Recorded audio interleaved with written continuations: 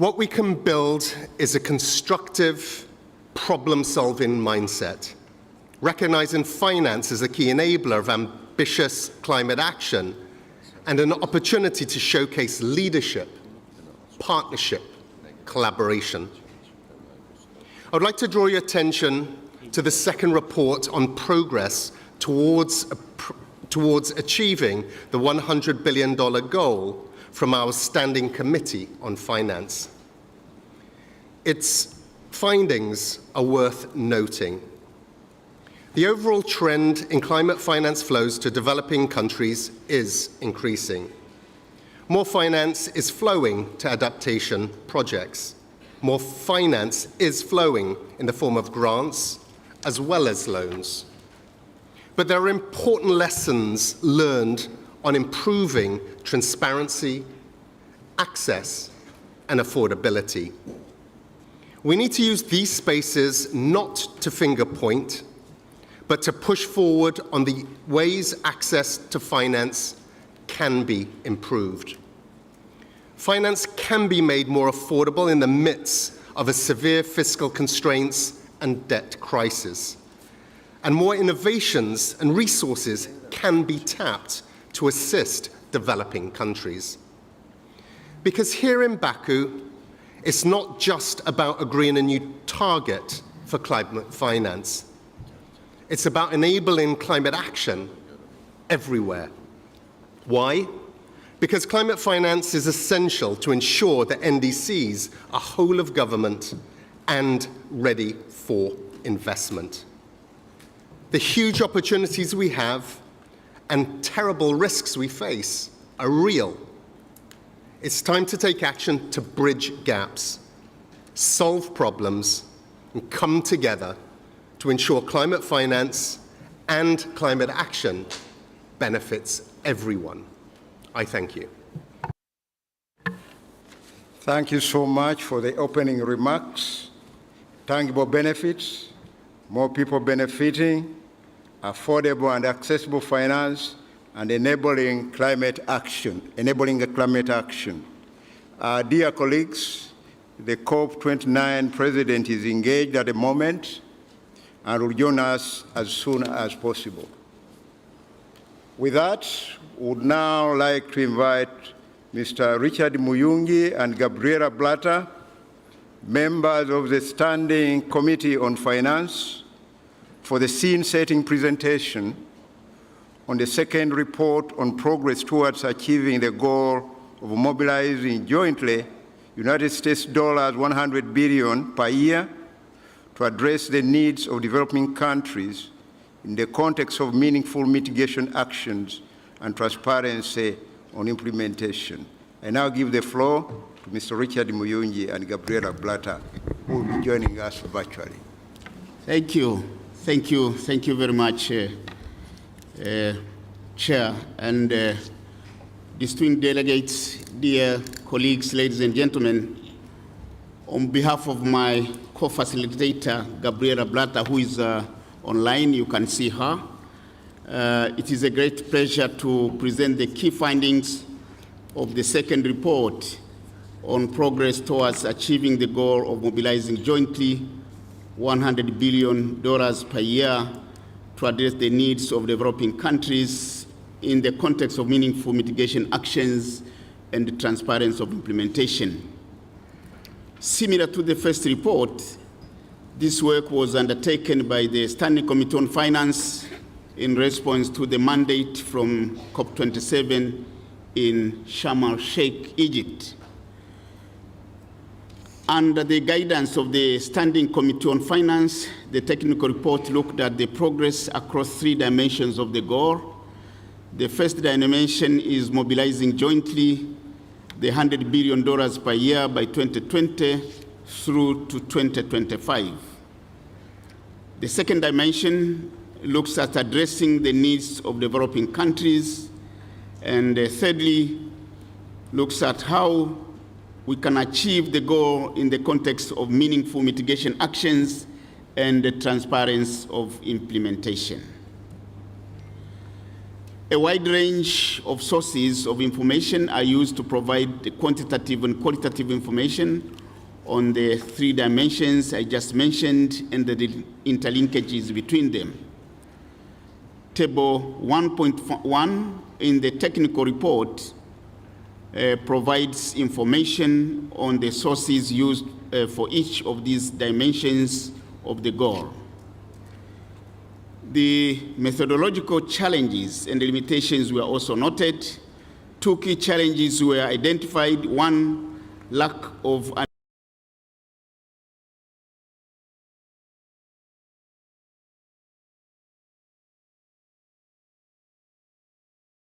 track progress on the goal, and 2, limited data availability and consistency on climate finance flows in relation to the 2 other dimensions of the goal. Key findings in terms of trends in aggregate estimate towards achieving the goal.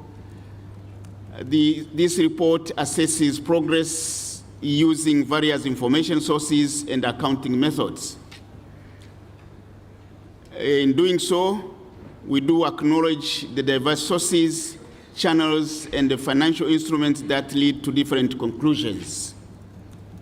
The graph you see, which is also found in the report, shows, 1, that the data reported by OECD, which you see in the top part, according to which climate finance provided and mobilized were reached, gives us US dollars 115.9 billion in 2022. The bottom left blue graph shows estimates collected by the Standing Committee on Finance from parties, which indeed don't include the outflows of multilateral organizations and therefore amount to only $67.1 billion in 2022. The bottom right green graph shows the assessment by the Oxfam estimating that a climate finance provided in grants and grant equivalent terms amount to a range of USD 28 to USD 35 billion in 2022. All the sources of information conclude that there is a substantive growth in the climate financial flows to developing countries since 2020. Also, the Standing Committee on Finance found that one source of information indicates the goal was met in 2022 and suggests that measures taken to increase public finance and the mobilization of private finance have been more effective than in previous periods. The 4th slide gives a graph. If you go to the 4th graph, shows why the estimates may vary so much due to the inclusion of different instruments in the accounting methods. Irrespective of this, you can go to the next slide, please. Yes, irrespective of this, some common trends emerge which include the following. That adaptation finance increased by between 30% according to OECD and 30 to 32% according to Oxfam since 2020, while mitigation finance increased by 16 to 18% according to Oxfam and 60 according to OECD since 2020. Grants increased by between 26 and 30% according to Oxfam and 43 according to OECD, while loans increased by 31% according to OECD, and the grant equivalent value of concessional loans almost doubled according to Oxfam. The 5th slide, and with regard to the dimension on how the goal is addressed, the needs of developing countries, is addressing the needs of developing countries, the report use a proportional comparison of finance flows to the needs reported in the Standing Committee's Finance Second Needs Determination Report that was published last year, as you may recall. Now, this comparison was considered useful by the Standing Committee to assess why areas the finance is targeting, despite the recognition that the needs expressed by developing countries outweigh the volume of the 100 billion goal per year, by far, actually. Adaptation finance in the dark blue, in the visual seen there, found that the report represented 24 to 44% of the finance in 20 to 2022. The ranges here are indicated by whether the face value of instruments are counted or the grant equivalent values, as the propensity of the grants in adaptation finance leads to a higher share overall. At this point, I wish to invite my colleague to continue providing information on the key findings in terms of addressing the needs of developing countries. Blatter, you have the floor, please. Thank you very much, Richard. Good morning, Excellencies, colleagues. I hope you can hear me well. Compared to the needs, adaptation is 14 to 48% of the share of the expressed needs and 16 to 58% of the costed needs, depending on whether NDCs, national communications, or biannual update reports of non-Annex 1 parties are assessed. Next slide, please. As shown on the graph here, for the LDCs and SITs, the OECD reports increasing shares of climate finance of 18% and 3% of the overall, respectively, which are within the share of these parties in total costed needs, but significantly lower than their share in expressed needs. Unfortunately, the underlying sources of information do not provide any further detailed assessments with respect to geographic distributions by regions of climate finance provided and mobilized in developing countries through public interventions by developed countries. According to the 6th biannual assessment by the SEF, however, most of finance in 2021 and 2022 from multilateral climate funds went to Latin America and the Caribbean, Africa, and Asia, while most climate finance from MDBs went to Africa and Asia, and most of the private finance mobilized went to Latin America and the Caribbean, Asia, and Africa. Next slide, please. On the dimension of the context of meaningful mitigation action and transparency on implementation, a key challenge is to establish a causal link between the mitigation action and transparency on implementation on the one side and the finance flows measured and tracked on the other. Yet, observed trends related to mitigation actions include, for example, the rate of emissions growth slowed from 2.2% per year to 1.5%. Almost all developed country parties have submitted an updated NDC, and almost all developing country parties have submitted an NDC, and more than 2/3 have also submitted an updated NDC as of July 2024. The aggregate effect of mitigation actions in submitted NDCs are projected to reduce global greenhouse gas emissions by 4.6 to 5.8% by 2025 and by 11.4 to 12% by 2030 compared to 2016 levels, nearing 2010 levels.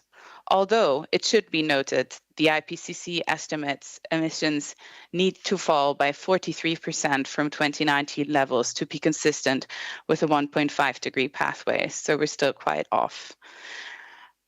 Next slide, please. Many sources of information point to the importance of transparency on implementation with regard to action and support to enhance mutual trust and accountability. We don't expect you to read this graph. It's quite small, but it is one from the report that shows how the various national reports and planning instruments submitted to the UNFCCC Secretariat have improved over time from both developed and developing countries. I encourage you to pick up one of the sample executive summaries where you can see the graph in full. Highlights include almost all Annex 1 parties have submitted fifth biannual reports by July 31st of 2024 with information on climate actions as well as support provided. 96% of non-Annex 1 parties had submitted a second national communication and 66%, a third, including information on climate actions and needs. 68% have submitted a biennial update report, which also includes information on support received. Next slide, please. Some of the key challenges and lessons learned identified by the SEF are shown on this slide. In terms of mobilizing finance, a positive trend is in more innovative instruments being deployed to scale up climate finance. However, a key challenge remains a high perceived versus actual risk in developing countries. In terms of addressing needs, significant knowledge gaps hinder a thorough assessment of progress on the goal, and capacity gaps hinder the ability to follow up on addressing needs. Increasing access to capital requires innovation, such as simplified access modalities to funds and innovative instruments to access capital markets, while the high existing debt burden also highlights the critical role of concessional finance. And lastly, to understand and assess whether scaled-up finance flows drive further mitigation ambition, plans and actions, and vice versa, remains challenging. Now, last but not least, I'd like to appreciate the tireless efforts and hours of the climate finance team of the Secretariat, the contributing experts, my fellow SCF members, and of course also my dear co-chair Richard, that have gone into this report, and we wouldn't have been able to publish it without the contributions of all of you. Thank you very much for your attention, and I'm happy to hand back to the moderator. Thank you very much. And now, as my colleague concludes, let's hand over back to you, Jennifer, and Honorable Minister Amos for the moderation. Thank you so much. Thank you so much, Richard and Gabriela, for the scene-setting presentation. And now this concludes the opening session of this high-level ministerial dialogue. Thank you very much. Also, a big thanks, I think, from all of us to the co-chairs for the tireless work. Your work is fundamental for us to be able to have evidence-based, fact-based conversations on this. So please share our thank you with the entire team and all the experts. Excellencies, we're now turning to the open discussion of the ministerial dialogue. And as informed in the program, the COP29 presidency has identified some guiding questions to facilitate the plenary discussions. We'd like to invite you to address these three guiding questions that are shown here on the screen, and considering the limited time, I request that interventions be strictly limited to 2 minutes for intervention in national capacity and 3 minutes for intervention by group representative. Parties and observers can submit written statements to be published on the UNFCCC website, and this will allow us to adhere to the intervention time. Kindly note that we aim to follow a speaking order and would take up ministers speaking on behalf of groups, followed by ministers in national capacity, followed by senior members of delegations, and if time permitting, observer organizations. We really count on your support to observe this order and engage with each other in your interventions. And to request the floor, please raise your flags. And I now open the floor for discussion. I see Samoa on behalf of AOSIS. The floor is yours.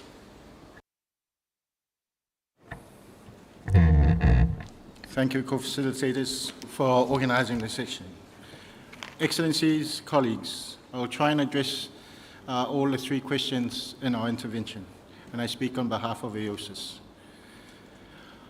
Excellencies, we stand at a historic juncture at COP29, where the decision on climate finance could define the success or failure of global climate agenda. This is a critical moment at stake. Stakes have never been higher. The consequences of climate crisis are unfolding before us in our nations and in our communities. The science has laid bare an undeniable reality. We are far from achieving the scale of action needed to keep 1.5 within reach. We are far from mobilizing the finance required to support this goal and to shield the most vulnerable amongst us. As we receive the latest report on the 100 billion and contemplate a new climate finance goal, we must face these truths squarely. The $100 billion commitment, a cornerstone of UNFCCC over a decade, was initially hailed as a turning point. Yet, while its hopeful step in 2009, its legacy is now one of notoriety. The target was missed in 2020, its sum proved inadequate, and the quality of finance, often delivered as loans, fell short. Private finance, once expected to be a transformative force, failed to mobilize at the scale and even declined. Restrictive conditions led to funds being concentrated in specific countries, and the imbalance in financing skewed heavily towards mitigation, leaving added costs and limiting access, particularly for SIDS and LDCs, struggling to navigate an opaque and convoluted financing landscapes. SIDS have been left behind. The second 100 billion report confirms these failings, underscoring the urgency of avoiding these same pitfalls. With planetary sustainability in the balance, we cannot afford to repeat past mistakes. The lessons from the 100 billion experience are stark. Private finance cannot reliably support adaptation or address loss and damage. Public finance has been the mainstay of adaptation funding, and we must build on that foundation. The NCQG should therefore prioritize directing public grant-based finance towards adaptation and loss and damage, particularly for SIDS and LDCs, and in leveraging public interventions to catalyze private investment and mitigation. This approach is essential to strike the right balance. Equally important, developed countries and delivery channels, both bilateral and multilateral, must align their efforts identifying synergies, ensuring coherence, and promoting equitable burden sharing. Such a coordination will facilitate filling gaps and scaling up efforts where needed most.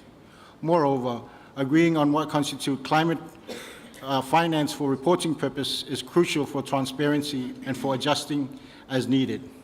Scaling climate finance hinges on additionality. AOSIS has long championed innovative financing sources that developed nations can contribute. Many mechanisms are already in play to bolster climate finance, and for SIDS, it is vital that these tools avoid exasperating debt. Debt relief or forgiveness can unlock fiscal space, enabling our nations to increase climate action.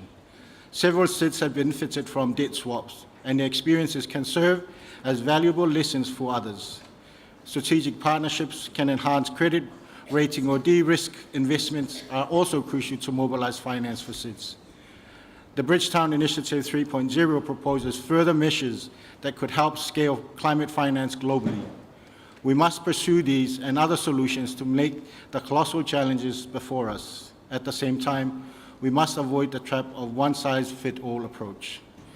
We are at the crossroads. The balance of 100 billion provides a cautionary tale of missteps to avoid. The NCQG provides a rare chance to change course. Our decision on this new goal must be intentional and transformative. It must serve the public good, preserving the 1.5 goal and safeguarding those most vulnerable to climate change. I thank you. Thank you. We are honored to be joined by the Deputy Prime Minister of Fiji. You have the floor, followed by the European Union and China, Your Excellency. Thank you, Chair, Excellencies, ladies and gentlemen. I want to join my colleague from Samoa, Chair of AOSIS, and I share the sentiments that he has expressed. As we navigate this very important issue, Chair, we feel that the climate financing regime has been described as the Wild West, a mess, inefficient, insufficient, unfair, and broken. And the climate finance paradigm continues to promote, in our view, unhelpful trends, a focus on projects, the use of preferred partners, the avoidance of national systems, a predilection for the financing of workshops and studies on the ground, investments. We need to shift away from the pilot project to the transformation plan. We need to lock in consistent financing that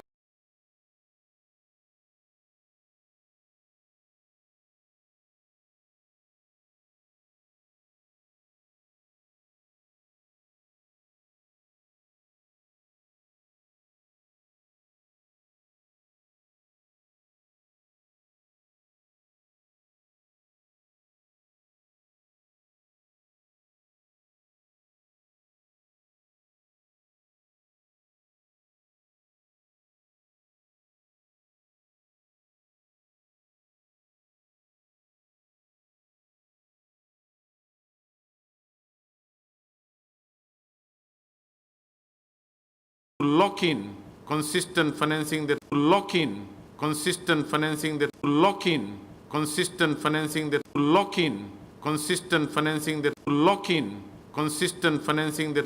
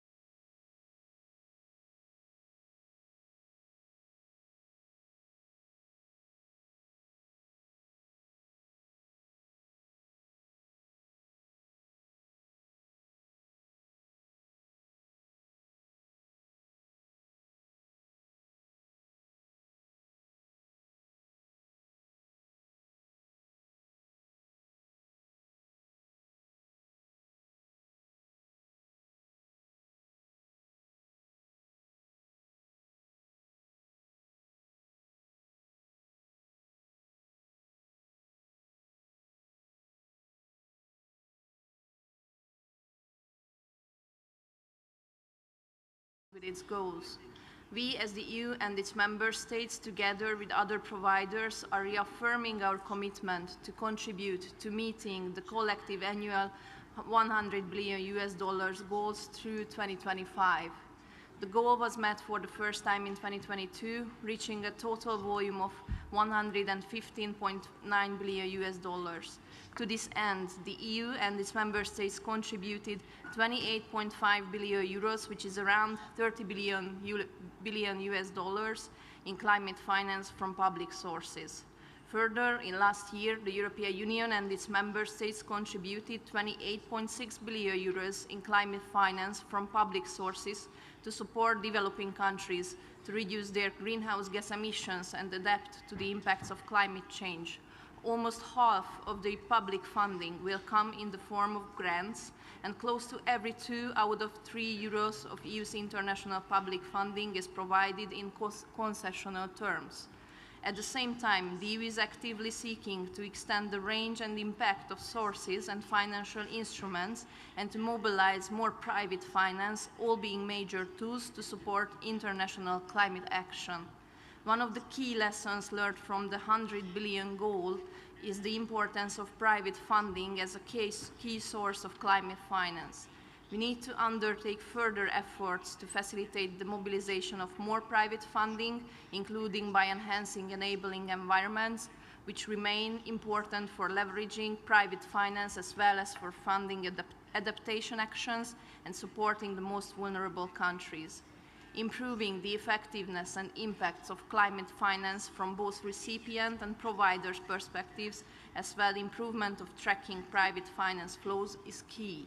Addressing the challenges of developing countries requires broad structural reforms of the floor to my dear colleague from the European Culture to support both decarbonization efforts and resilient development.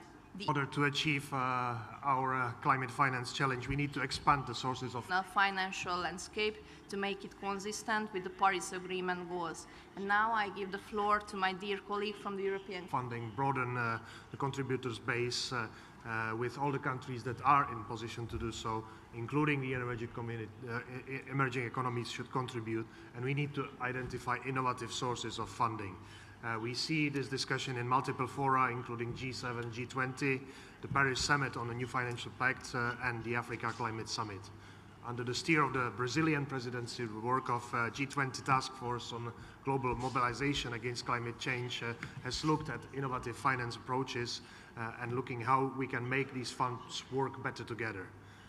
The Global Solidarity Levies Task Force has an important role to play as part of the solution. These are all good examples of creating enabling conditions, but reform is key to reform the current, to go beyond the current fragmented approach and to support a systemic and sustainable transformation of the economy and global financial assets, which will help to ensure the international system that becomes more just, fair and fit to effectively help address our challenge. Thank you.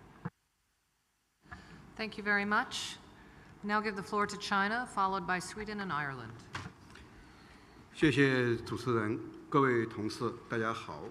气候资金问题关乎南北互信，是这次大会成功的关键。中方愿意与各方一道，推动大会围绕2025年后资金安排，特别是新的集体量化目标。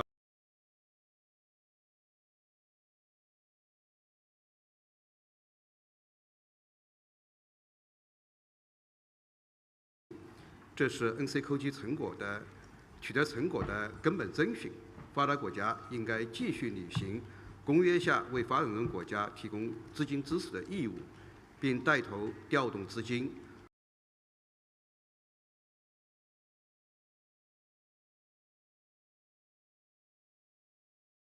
the Convention regarding financial support and take the lead in mobilizing financial resources, encourage other countries to voluntarily provide financial support. All developing countries should have access to financial resources. This means we must stay faithful to the original intent of the Paris Agreement. Any renegotiation or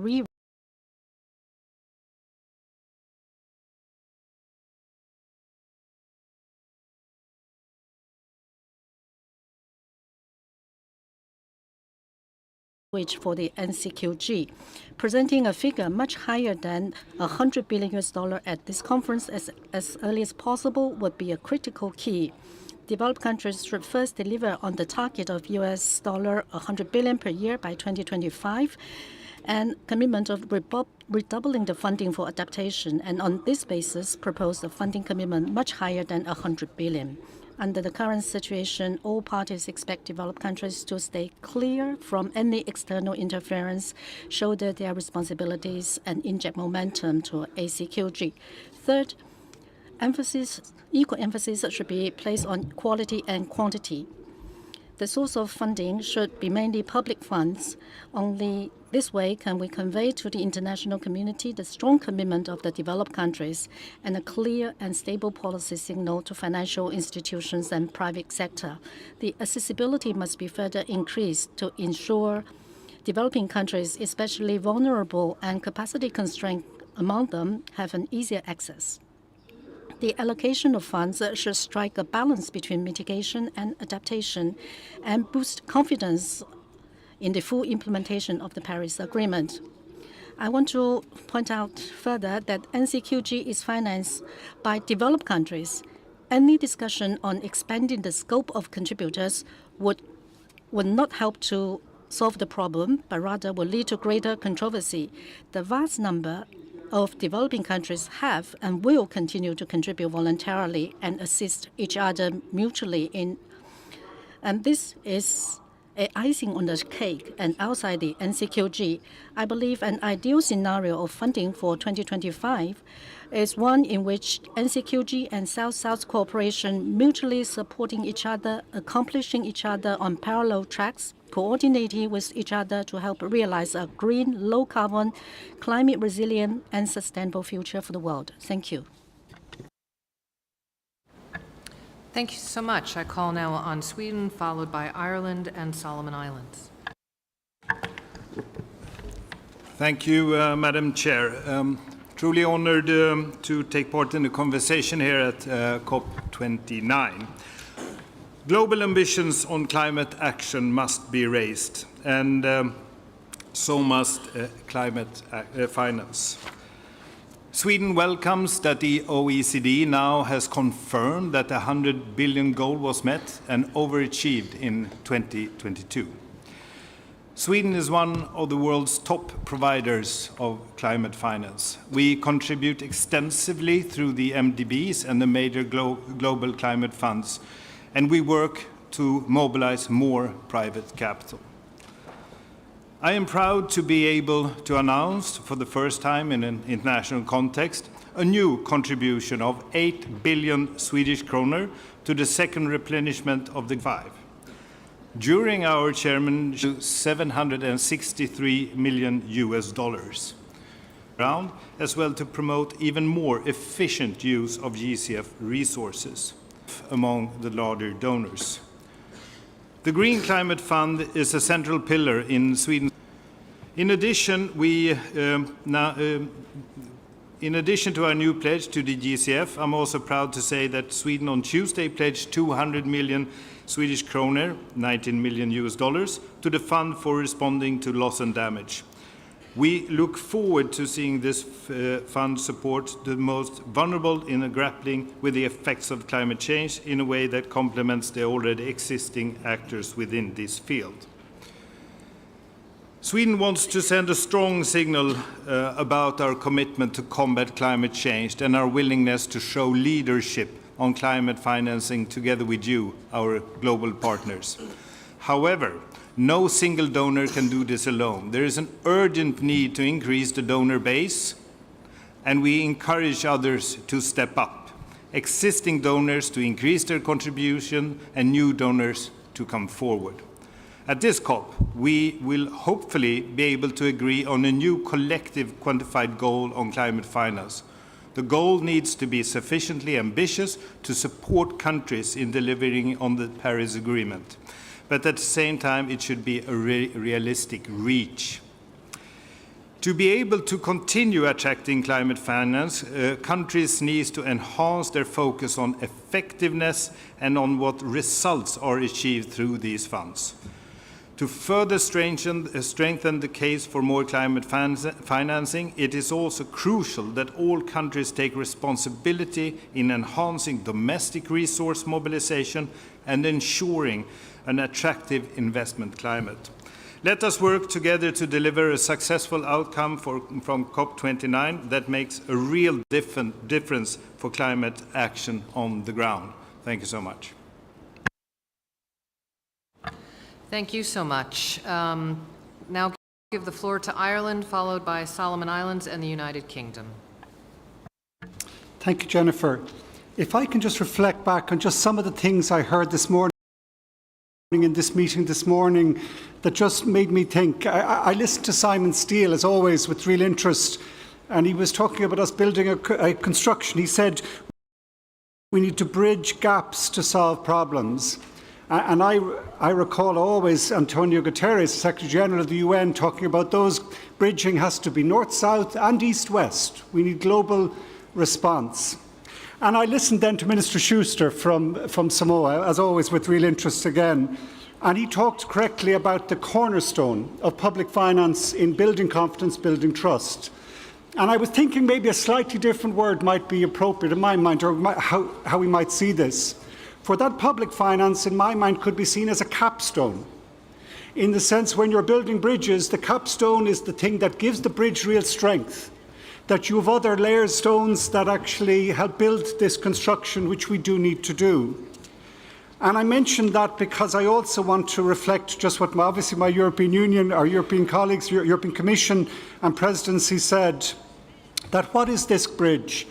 Well, I think it is critically about building a bridge between development and climate action, correctly citing the Nairobi Declaration, the Bridgetown Initiative, the Paris Pact for Climate and People, because we already have a lot of the work done in those initiatives, in my mind, that give us a sense of direction.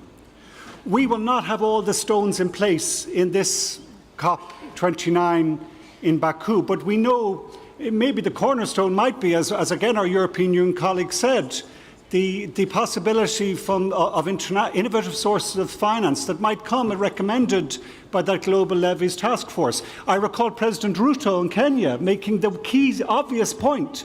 If we are to have, we need global financial solutions to address a global financial problem. That scale of financing that we could get from innovative sources of financing might give the cornerstone to build with the strength as well of the capstone in place.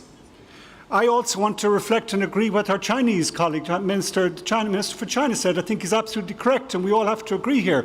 We protect the Paris Climate Agreement. That, in a world which is in difficulty, divided, that is our important work this week, so that next year and the year after and the year after we can build transparency, build those other stones, build trust. But first and foremost, we protect the Paris Agreement in what we do here. Thank you, Minister. I now turn to Solomon Islands, followed by the United Kingdom and Slovenia. Co-chairs, esteemed leaders and colleagues, distinguished delegates.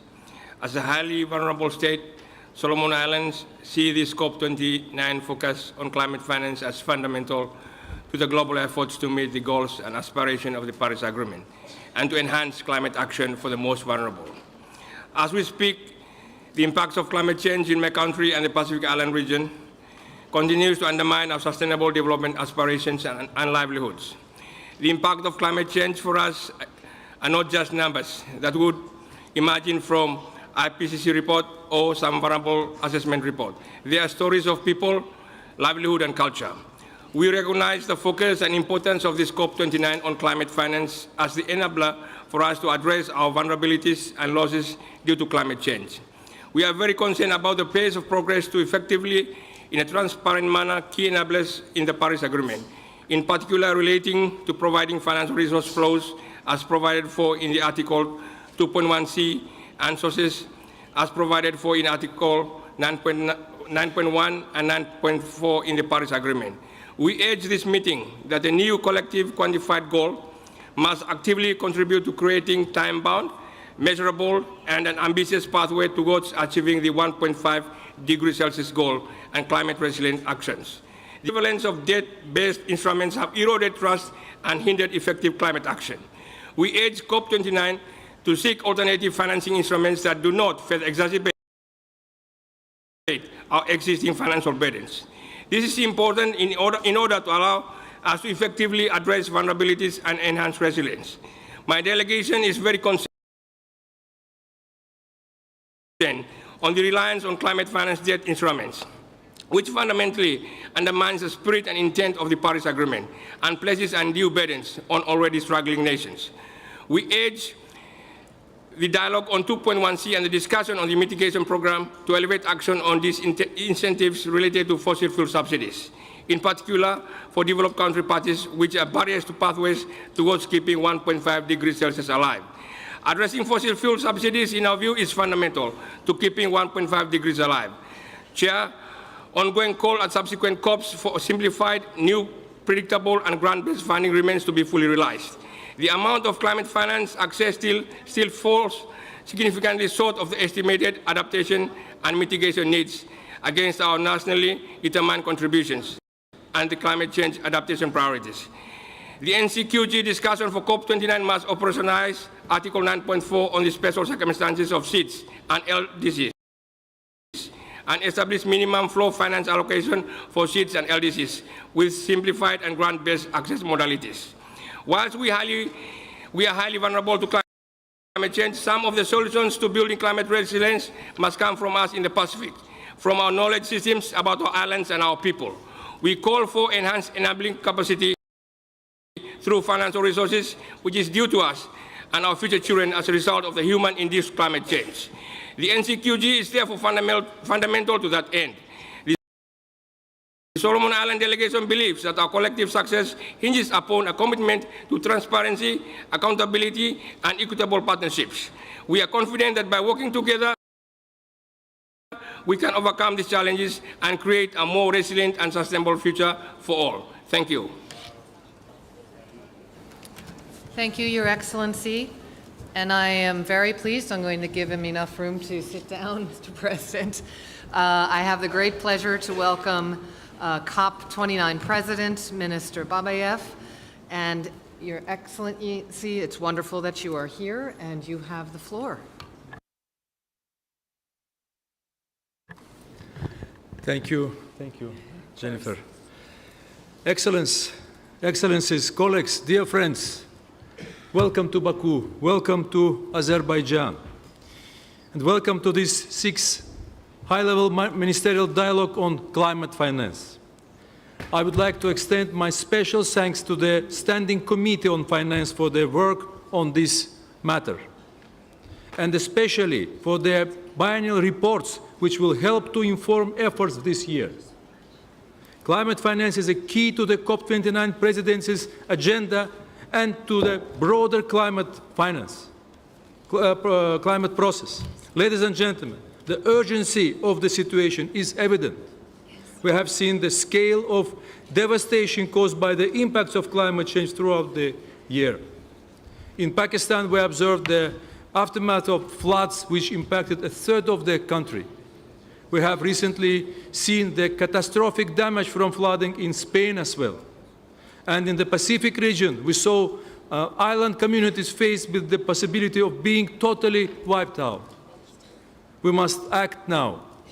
Failure to do so will have grave human and economic costs.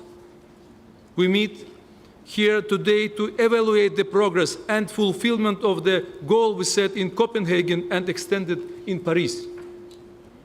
This goal committed developing countries to jointly mobilize $100 billion per year by 2020 through 2025. These discussions is an opportunity to reflect on the lessons learned from the $100 billion goal and to inform future actions on climate finance. We look forward to hear your thoughts on the equality of the finance provided and the allocation of these resources. We also value your reflection on reporting and the data availability so that we can best keep track of progress. Finally, we welcome your views on best practices moving ahead. Dear colleagues, the OECD has said that the $100 billion goal was collectively met and surpassed for the first time in 2022. We understand that there are still questions on the how, but this is a signal in the right direction. Fulfilling our past promises is essential to build trust between the parties, and it sends a strong signal of our intention to enhance ambition and enable action. But we know that more will be needed to keep 1.5 within reach, and efforts should represent progression beyond previous efforts. We now need determination and leadership from all parties to bridge any gaps that still divide us in this critical phase. COP29's presidency requests that you actively engage in discussions and provide guidance to help the negotiators advance as much as possible.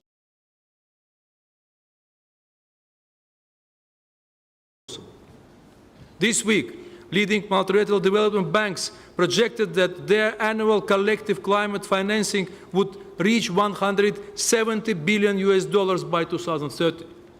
This includes $49 billion on adaptation finance. Every contribution is welcome, but there's still a clear gap between where we are and where we need to be. Ladies and gentlemen, We have said that COP29 will be a defining test for the Paris Agreement.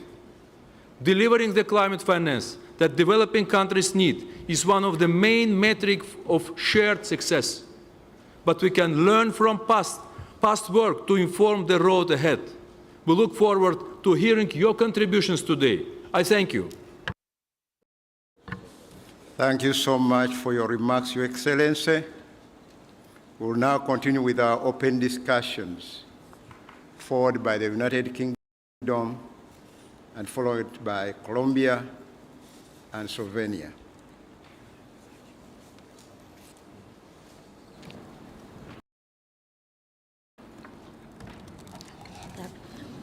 We are halfway through the decisive decade to act on climate change, and as the global stocktake has shown, climate finance must grow to support scaled-up global ambition, urgently keep 1.5 in reach and support the most vulnerable. We need to reform the global financial system to better support the climate transition. Reaching an agreement on the new climate goal here in Baku is only one part of the solution. And while we welcome the latest OECD report highlighting that in 2022, the $100 billion goal was not only met for the first time, but was achieved with an amount of $115.9 billion, we cannot afford to be complacent on the need to go further. As the COP president just said, there's still that gap between where we are and where we need to be. The UK remains committed to delivering climate finance to support countries on the front line of climate change. And in this spirit, I will outline 5 reflections on the action we must take. Firstly, the new collective quantified goal must be stretching and ambitious while having a pathway to delivery. We must stretch, in particular, public adaptation finance in recognition of the growing needs and should target the support to the most vulnerable to the impacts of climate change. Secondly, we must improve the quality of climate finance provided and take bolder action to improve debt sustainability. Concessional and grant finance should be provided in a targeted and effective manner. This will be key to ensuring debt sustainability and easing access to finance for all developing countries. Thirdly, on MDBs, we welcome the statement by the banks this week on their collective 2030 climate finance targets. Their indicated 2.4 times increase on 2019 levels make clear that business as usual is not sufficient for keeping 1.5 inch reach. But we must keep pushing further on this reform agenda. We want to see the largest IDA replenishment ever later this year, a capital increase at the World Bank, a modernisation and involvement of the IMF to better address climate change, and full implementation of the capital adequacy framework.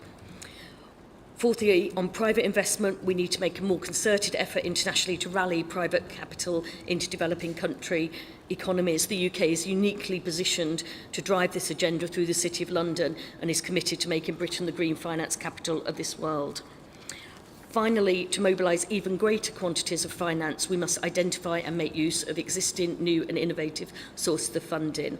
To conclude, we are committed as the UK new government to finding solutions here in Baku that keep 1.5 in reach and deliver resilience to the global south.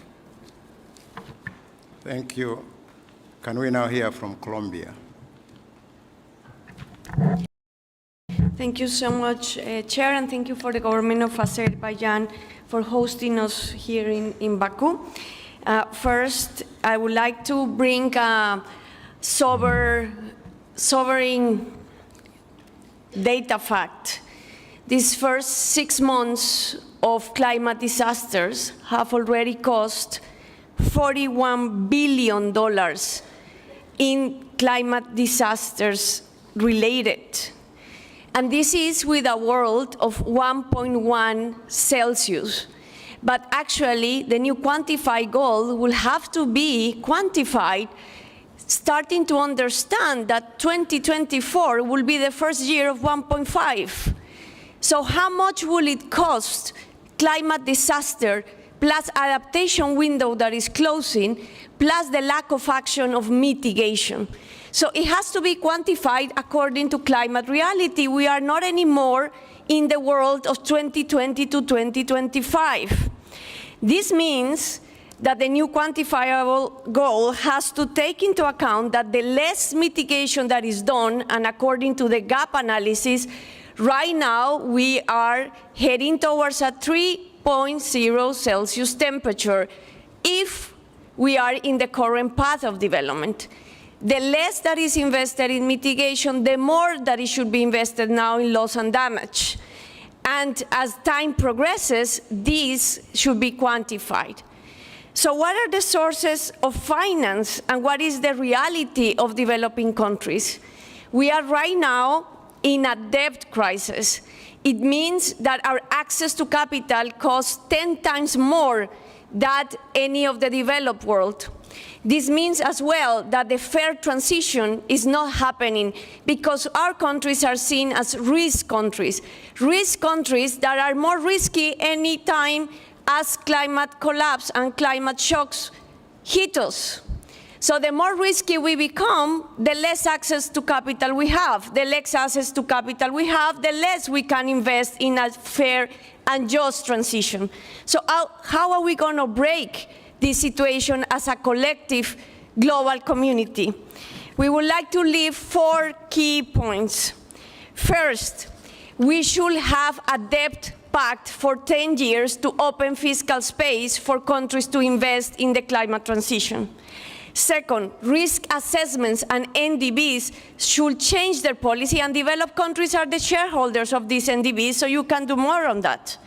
Third, we need global taxes to collect private money and make it public funding.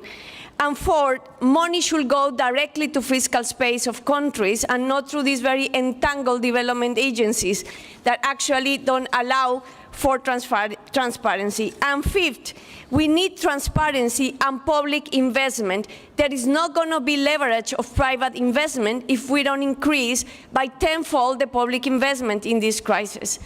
Hopefully, if we change these conditions, we can start talking about a just, fair, and equitable new goal for financing in this climate space. Thank you. Thank you so much. May I now invite Slovenia, and I request the subsequent presenters to stick within the time limits provided.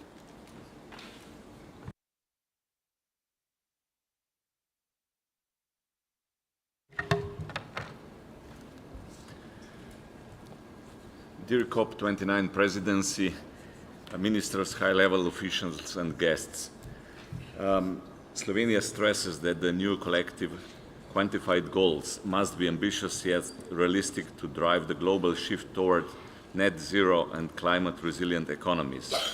The NCQG should involve a wide range of donor countries to reflect current global economic circumstances and include diverse funding mechanisms to ensure the inclusion of private sources of financing. This way, we can ensure that both developed and developing countries are equipped to meet their climate commitments. Recognizing that public finance alone is insufficient, Slovenia advocates for a blended approach that mobilizes resources from public, private, national and international sources. Innovative financing tools alongside reforms and global financial systems and multilateral development banks are essential to enhance lending capacities and encourage private investments. Slovenia has embraced innovative financing mechanisms such as issuing green bonds to expand the resources for green financing, demonstrating our commitment to sustainable and resilient development. Innovative financing can help close the climate finance gap, especially in developing countries, while aligning financial flows with emission reduction and climate resilience goals outlined in Article 2.1 of the Paris Agreement. As an early contributor to the Loss and Damage Fund, Slovenia is committed to its swift operationalization in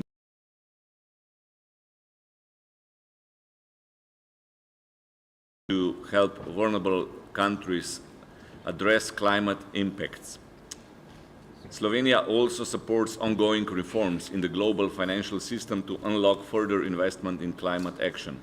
Enhanced collaboration between NDBs will improve co-financing opportunities and ensure more equitable access to climate funding for all countries.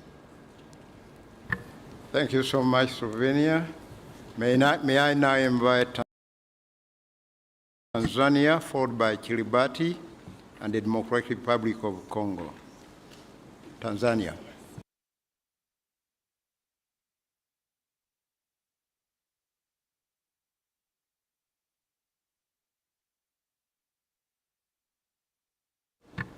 Is Tanzania here? Do you get it? Okay, can we now have Kiribati? Thank you very much, the chairperson. And I was saying we take the tides of the conference of COP29 in building the position of our meeting in emphasis on the speed and scale of resource mobilization. I would like us to stand on that position, excellencies, which is the first and hard lesson we can learn.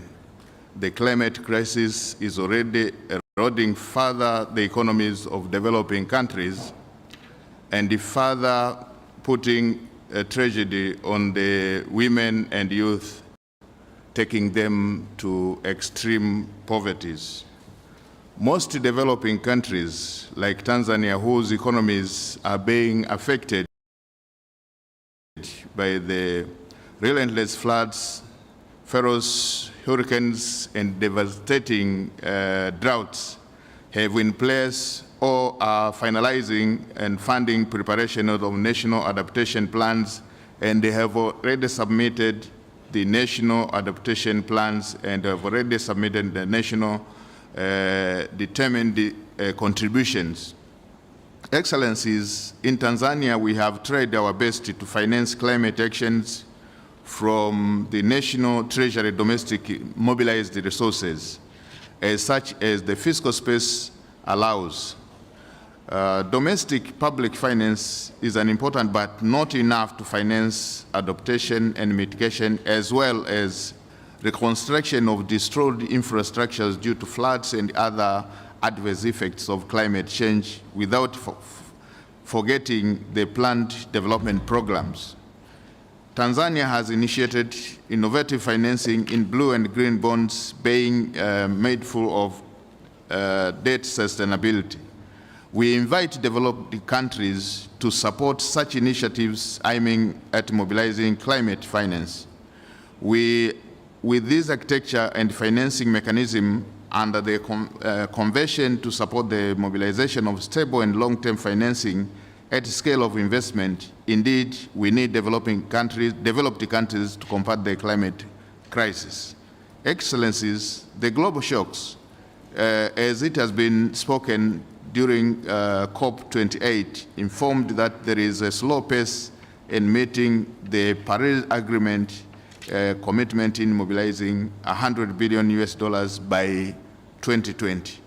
The last, and as it was said, developed countries in Africa face climate finance gap of around $60 billion per year. Unless these are addressed, they will not be able to implement their climate actions, including national development plans and the national determined contributions under Paris Agreement. I commend the statement which was given that let this not be considered as a charity donation and rather be a commitment to all.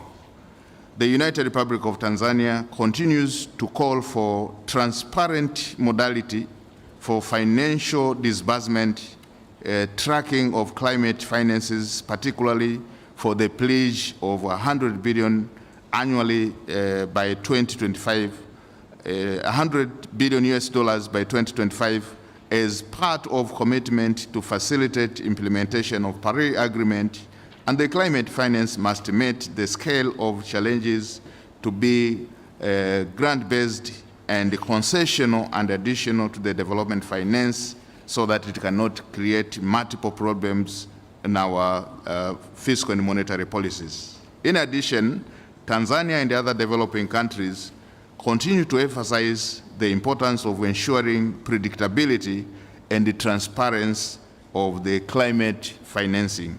Thank you very much, Excellencies. Asanteni sana. Thank you so much, Tanzania.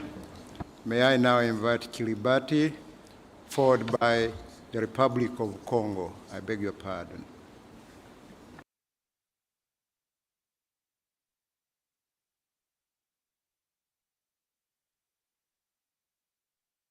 Kiribati.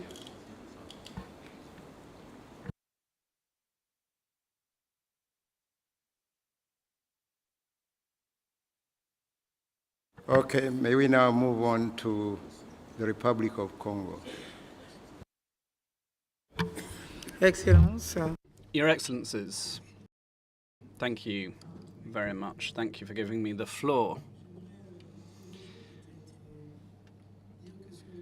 I would like to get down to brass tacks here and say, first of all, that each report brings some good news in terms of financial mobilization and support for climate financing. But unfortunately, when I look at what has changed on the ground in my country, and I don't think I'm the only one to say this or to be in this context, what we see is that no real benefit trickles down to our country. My country, the Republic of the Congo, at the heart of the Congolese Basin, has forests, yes. Strategic minerals, yes. It has peat, yes. This represents around 300 billion tons of CO2 that's sequestered. That represents an enormous quantity of greenhouse gases. Just looking at the forests, you're looking at 5 billion tons. The peatlands, you're looking around 30 billion tons of sequestered CO2, and yet we are constantly and daily victims of climate change. Energy transition is a challenge, agricultural resilience, flooding, to name a few. And we're struggling. We're very good pupils in terms of adaptation, but we don't have the adaptation funding. And so how can we use these new instruments to change and scale up in terms of mobilization of climate financing? It's we who are the victims of the situation, and what is happening is they're piling more debt on us. Generally, my country, by the majority, as with other African countries, are struggling under macroeconomic limitations with institutions such as the IMF and others. But unfortunately, we are struggling because we are also custodians for the ecosystems that are supporting the entire planet. But we have issues with transparency and the clarity of the flows that are allegedly being sent in our direction. Figures are announced, but I am Minister for Sustainable Development in the Congolese Basin. I'm also the Executive Secretary for the 6 being promised and see them arrive in our country. And so we have now the new system, the new NCDQs, which are meant to streamline things, but we have yet to see a system that really alleviates our debt. Thank you. Thank you so much. May we now receive Chad, followed by Jordan and the Marshall Islands. Chad.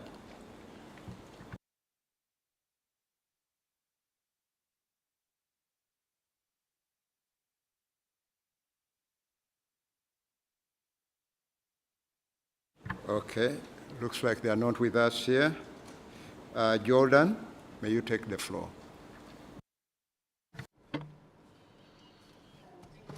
Excellencies, ladies and gentlemen, on behalf of the government of Jordan, we would like to thank our host, Azerbaijan, for hosting this year's conference of the parties under the UNFCCCs. This is indeed a pivotal year for climate action, as the global stocktake at COP28 has shown us serious efforts must be taken to enhance adaptation and mitigation actions. This can only materialize through adequate, accessible, and transparent climate finance with a focus on the most vulnerable communities globally. We must ensure peace, security globally to enable the just and sustainable climate finance we are addressing today. As we reflect on the global progress in mobilizing and achieving the climate finance goal of the 100 billion annually until 2025, it is important to build on the modest successes, but more importantly, to come together to efficiently address the gaps that remain. It is imperative that future goal settings comes with the robust and transparent monitoring mechanisms that can track pledges and commitments towards developing countries in a clear manner. Unification of accounting methodology and data collection systems are critical in arriving at a unified understanding of what constitutes climate finance, ensuring that instruments used do not result in a net negative impact on developing countries, especially those with limited fiscal space and facing economic challenges. Furthermore, it is of utmost importance to put mechanisms in place to avoid double counting when it comes to climate finance, and that comes with an additionality. Although to date, the NDCs have focused on mitigation action and financing needs, it's important that capacities are strengthened globally for better articulation of the adaptation financing needs and allocation of climate funds accordingly. At the same time, it's important to recognize that adaptation benefits of mitigation projects and vice versa in terms of mitigation co-benefits and vice versa in terms of the mitigation co-benefits of adaptation projects. Moreover, we recognize the importance of building a robust, innovative climate finance governance framework that maximizes the leverage of public funds that attract private or concessional financing while minimizing pressures on fiscal space. But this requires sustained global efforts to further strengthen the global climate financing landscape. We come together at the COP29 with a unified goal, namely to reach consensus on the new collective quantified goal on climate finance to surpass the ambition and the implementation rates of the previous goal of the $100 billion annually by 2025. The magnitude of the ambition must meet the gravity of the climate vulnerabilities globally. NCQG should not include non-concessional loans at market rates, export credits, or instruments resulting in net negative economic outcomes for recipients. Hence, the principles of equity, common but differentiated responsibilities, and the right to development must all come to bear. If advanced in a swift, transparent, and accessible manner, NCQG can also serve as an enabler of sustainable development, supporting developing nations like Jordan in realizing a just green transition with a win-win opportunities for governments and investors alike. This is the premise upon which our economic modernization vision was developed. Alongside other developing nations, we must emphasize the need to close the adaptation finance gap for developing countries, with particular focus on infrastructure projects, technology transfer, and capacity building to cope with the impacts of climate change. These also represent opportunity for job creation, innovation, and entrepreneurship, hence delivering both climate and economic development goals. Jordan remains committed to North-South collaboration and exchange of technologies, experiences, and capabilities to ensure that our global climate finance governance frameworks can efficiently deliver our collective adaptation and mitigation goals. The future of all people and the planet depends on it. Thank you. Thank you so much, Jordan. May I now invite Marshall Islands, followed by Peru, Burundi, and Germany in that order. Excellencies, colleagues, good afternoon. The path forward requires bold, integrated actions. We require predictable financial support and technology transfer from the international system to our national institutions to make available long-term, least-cost financing for improvement.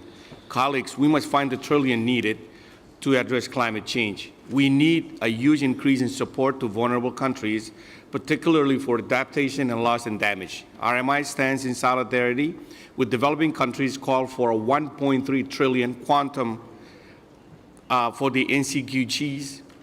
We also need to redesign the international finance system that addresses long-standing inequities. The current climate finance process is failing countries like mine.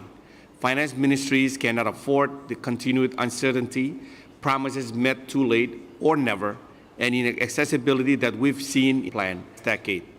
Again and again, we deliver ambitious targets and indices, a national adaptation plan, but we cannot deliver them without finance.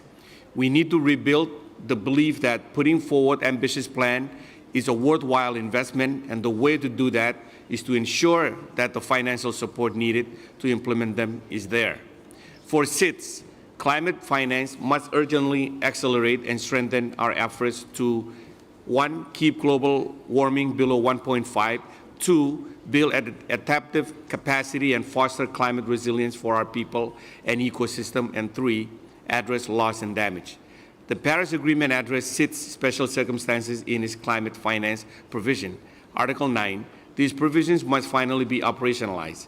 Simple references to or recognized to SIDS special circumstances will not suffice. 1, specific measures to operationalize these provisions are respective minimum allocation floors for SIDS and LDCs within the provision goals of the NCQGs.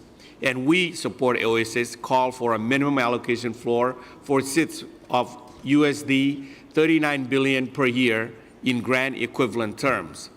For clarity, this is based on very understanding needs figures and will increase over time.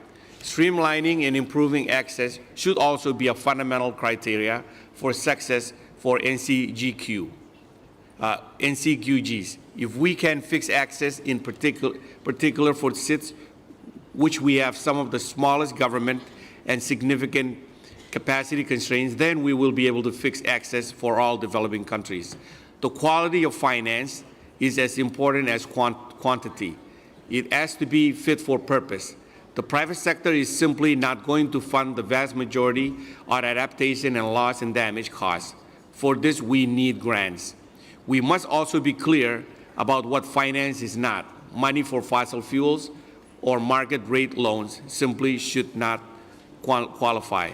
Colleagues, COP29 can be a key defining moment to reshape global finance to serve those on the front line of climate change.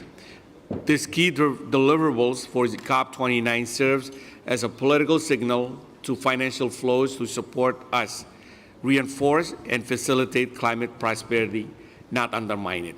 Homoltata, and thank you. Thank you so much. May I now invite Peru on behalf of the ILAC group. Thank you, ministers.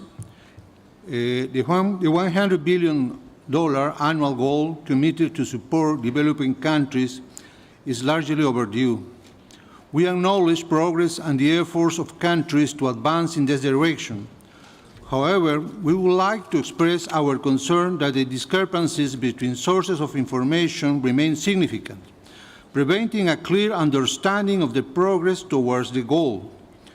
This highlights the urgent need for accurate figures to assess progress towards the goal. Nevertheless, we acknowledge that while not at the expected levels, climate finance has grown. Colleagues, delay is no longer an option. The gap between needs and available resources seems to be widening, with no end in sight, and the cost of inaction far exceeds the financial commitment we seek. We must bridge this gap to implement our NDCs and strategies, to fulfill the spirit of the Paris Agreement and hold the increase of global average temperature as we increase our climate resilience. Debt continues to be the predominant instrument for resource compared to grants. This is a situation that must change, and we cannot afford to prolong it. The NCQG must deliver a clear mandate to avoid imposing additional fiscal burdens on developing countries to fight climate change. Article 2.1c should promote the reform of the international financial system, ensuring the MDB and bilateral finance genuinely support countries without forcing them into further economic instability. Accessing public climate finance through multilateral, regional, and bilateral channels has become highly intricate and complex. Many developing countries lack the necessary capacities to navigate this effectively, resulting in a significant bottleneck in climate finance and difficulties for timely access of the resources. The establishment of direct access mechanisms is crucial to making climate finance more inclusive and gender responsive. This approach aims to bring finance closer to those whose lives could be impacted, including subnational governments, women, local communities, and indigenous peoples. By incorporating direct access mechanisms, we enhance the effectiveness and relevance of climate finance, ensuring it directly addresses the unique needs and perspectives of vulnerable communities and populations. Thank you. Thank you. May I now invite Burundi, followed by Germany.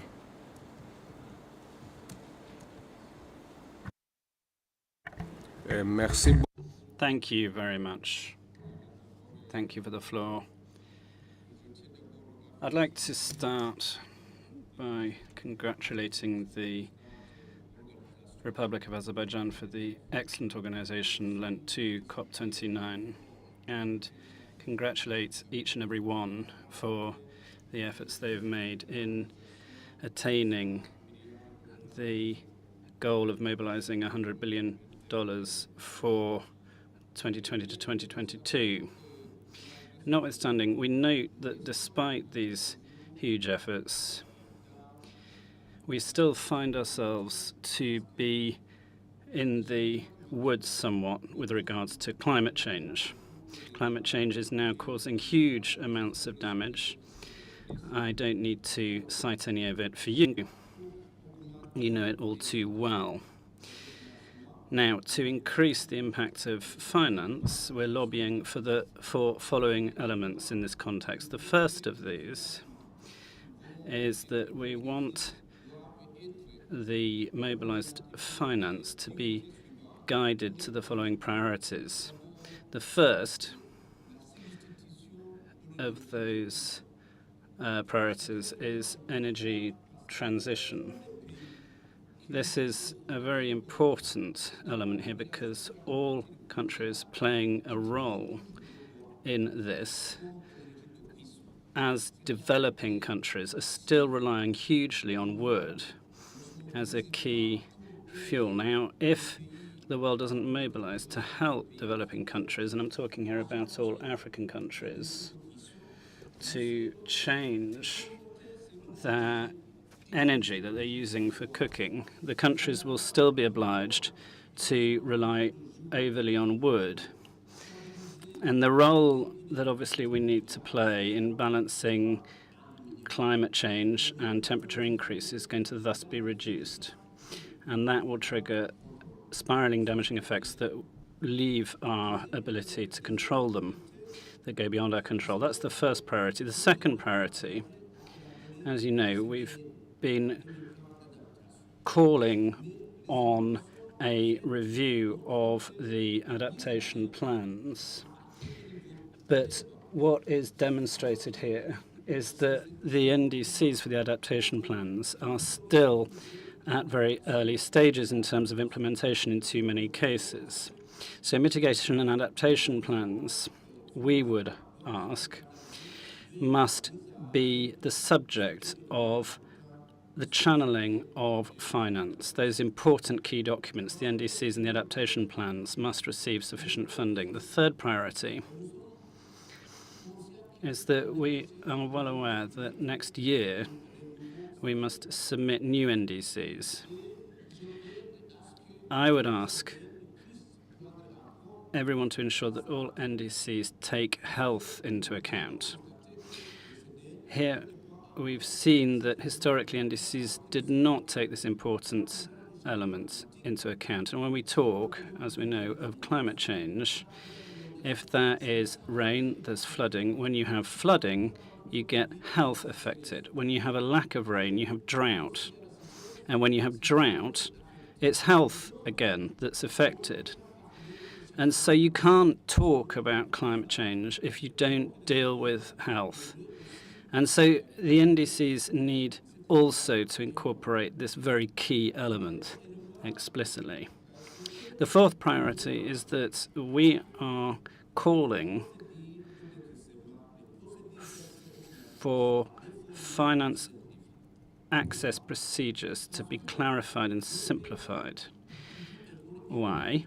Because the countries playing an important role here, who have forests, who have biodiversity and play a key role and must play a key role, can't get access to finance at the moment, while it's those countries that are making a great deal of effort to keep the temperature down to the levels that we have today. If the procedures are not simplified, if access is not easy to finance, the countries that must play a key role in this regard are going to find themselves impotent to play that adaptation role. And at the end of the day, they will therefore fail in contributing to the reduction of global temperatures. So those are the four elements I am calling for. Thank you. Thank you so much, Burundi. May we now have Germany, followed by Belgium and Zimbabwe, in that order. And I request that we try to live within the 2 minutes provided, because on the list, I have a long list here of countries that want to make their submissions. Thank you, Excellencies, dear colleagues and friends. 15 years ago, when we agreed that developed countries would establish a 100 billion international climate finance goal, reaching this landmark target appeared challenging, the least to say, but it was a crucial and necessary enabler to support developing countries in addressing the climate crisis. The German government, together with our partners from Canada, has been heavily engaged throughout to push the group of contributors for higher ambition to live up to our commitment. This was hard, but eventually a successful process. This year in May, the independent OECD report finally confirmed that the target was reached by nearly $116 billion in 2022. This is a significant and even historic step. Finally, we now can evaluate and establish the best way forward. I want to briefly respond to the debate. A lot has been said about the goal and its shortcomings. Indeed, we achieved the goal 2 years late. However, no one should belittle the effort that has gone into reaching the goal and the positive outcomes it was helped to deliver, from dedicated climate finance budgets to the process of making MDBs more responsive to the climate crisis. The mature debate we have today about the future of climate finance would have been different, perhaps not existent, without the 100 billion goal. Germany's contribution to the goal is substantive. Together with Japan and France, we are the world's 3 largest contributors. The steady increase of Germany's share has helped achieving the goal in 2022. In 23 alone, we provided a total of 5.6 billion euros of public international climate finance, and the direction of travel is clear. We stay committed to reach our goal of 6 billion euro annually by 2025. In addition, Germany mobilized a total of 4.28 billion euros from public and private sources, with Germany's overall contribution totally at about 10 billion euros, about 10% of the collective goal. As we continue to scale up climate finance as a truly global effort within the NCQG, we need to reflect on the lessons learned in achieving the 100 billion goal. First, in light of the triple crisis, evolving financial needs and limited public funds, the effectiveness of climate finance needs to be maximized. We need to tangibly increase the impact that each dollar delivers. Second, achieving the balance between mitigation and adaptation finance is crucial. Many developing country partners face a shortage of private investments in adaptation, often caused by adaptation investments appear less commercially attractive. This means that concessional public finance for adaptation is even more important. Germany has made this a priority of our own climate finance contribution. As of 2023, we still have some work to do, but already 43% of our public international climate finance is allocated for adaptation. The NCQG must be crystal clear in requiring a balance between mitigation and adaptation. This must be closely linked to repeatedly demonstrating the business case for adaptation investments. Third, we already see in most developed countries and emerging economies that the bulk of investments comes from private investors. We must achieve this for developing countries, particularly the most vulnerable too. This requires systematically de-risking, incentivizing private investments through blended finance instruments that use public finance costs to de-risk private capital, by improving investment conditions through good governance, regulatory reform and legal investment security, and by putting in place ambitious economy-wide NDCs that send crystal clear signals to investments and investors to markets that the age of fossil fuel is over. Fourth, MDBs bear an enormous potential to provide and mobilize international climate finance. I commend the MDBs for coming out this week with an estimation of what they think can be achieved by 2030, which is ambitious and encouraging. We need to continue boosting the lending capacity of the MDBs as a basis for a substantially larger and continuously growing core of concessional finance. And we need to continue to reform their business models. Lastly, the new collective international climate finance goal, the NCQG, must be supported by larger fiscal space, particularly for developing countries. This includes effectively addressing debt, preventing indebtedness to grow further. It also includes putting in place effective innovative sources such as levies. As UN Secretary General Guterres pointed out this week, polluters must pay. The good news is, with the Pact of the Future, we have a great starting point to which we all subscribed, and that has concrete action points for all of these lessons learned that we can work with. I look forward to working with all of you. Thank you very much. Thank you very much. May I now invite Belgium? Thank you, Chair, for giving me the floor. I'm addressing this high-level ministerial dialogue in my capacity as a Special Envoy for Climate and Environment of Belgium. There are a few points that I would like to make in responding to the guiding questions, but for the sake of brevity, I will focus on the first question, on the lessons learned of the $100 billion goal. So let me start by saying that Belgium welcomes the achievement of the $100 billion goal in 2022. At the same time, however, we cannot overlook the fact that we, developed countries, were 2 years late in delivering on that goal. Belgium thinks it is important that we, as developed countries, collectively continue to deliver on the goal throughout 2025. We have agreed to this $100 billion goal in 2009 and must deliver on our promises. It is a matter of credibility of the multilateral system. This does not, however, mean that we also need to be clear about the new collective quantified goal. The NCQG needs to be ambitious, taking into account the needs and priorities of developing countries. But it also needs to be achievable. And let's face it, we will not be able to close the finance gap with grants alone. And we will not be able to close that gap with only public money. We need to catalyze a shift of the capital that the IPCC tells us is available in our global economy towards our common goals of achieving climate resilience and keeping the 1.5 degrees Celsius within reach. We need to shift those trillions towards the energy transition that we agreed on in Dubai last year. We need to address all barriers that currently still prevent that from happening and send a strong signal for a major shift of the global economy. The international financial architecture, financial markets and investments, mainstreaming climate change into economic and financial decisions domestically and globally, as well as into national €1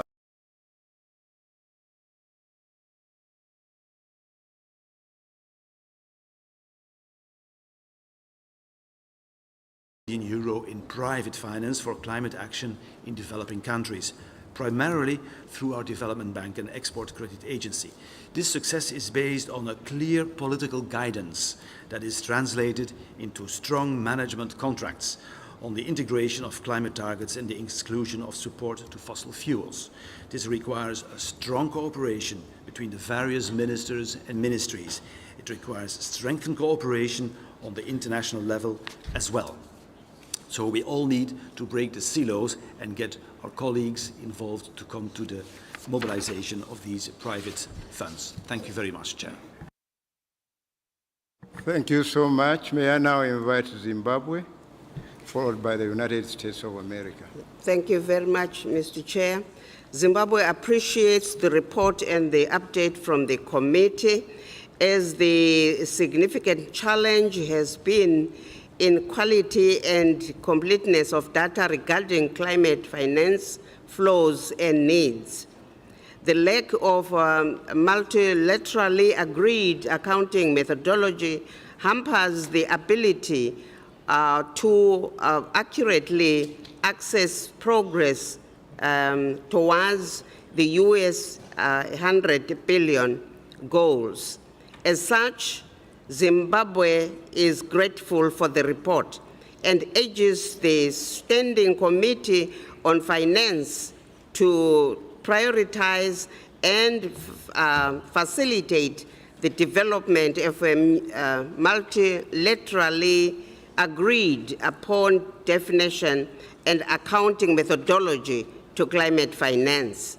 The growth of grant finance is crucial, especially given the high debt burdens of many developing countries, including Zimbabwe. Whilst grant-based financing has only increased by estimated 26 to 30%, according to Oxfam, there is need to ramp up efforts for funding. Developed countries are therefore urged to continue providing concessionary finance in order not only to address adaptation efforts in developing countries, while it ends adapting the transparency to not increase in the debt. In line with the Paris Agreement enhanced transparency framework. The Cancun decision obliged that the largest share of new multilateral adaptation finance would be channeled via the Green Climate Fund. However, this has not materialized. We need to link climate finance to both the immediate adaptation needs and long-term needs for resilience, as the current suite of financing instruments is not sufficient to address the adaptation as well as the resilience need. There is also need to ensure adequate allocation of climate finance between mitigation and adaptation efforts for developing countries. Priority for developing states, parties, hovers around adaptation needs and requirements. This can be done through enhancing the global climate finance policy conditions that are dictated by developed countries, some of whom tend to put more emphasis on mitigation needs and requirements as opposed to adaptation and resilience. Further, there is increased need to showcase the initiatives that have core benefits, such as reforestation projects, which have potential to enhance adaptation efforts through a non-forest timber product, as well as other livelihood projects, and mitigation through creating carbon sinks and people's livelihoods. According to the report, developing countries reported more adaptation needs compared to other areas, particularly in the national adaptation plans, with the estimated 96%. It was reported that Africa has the highest number of reported adaptation needs.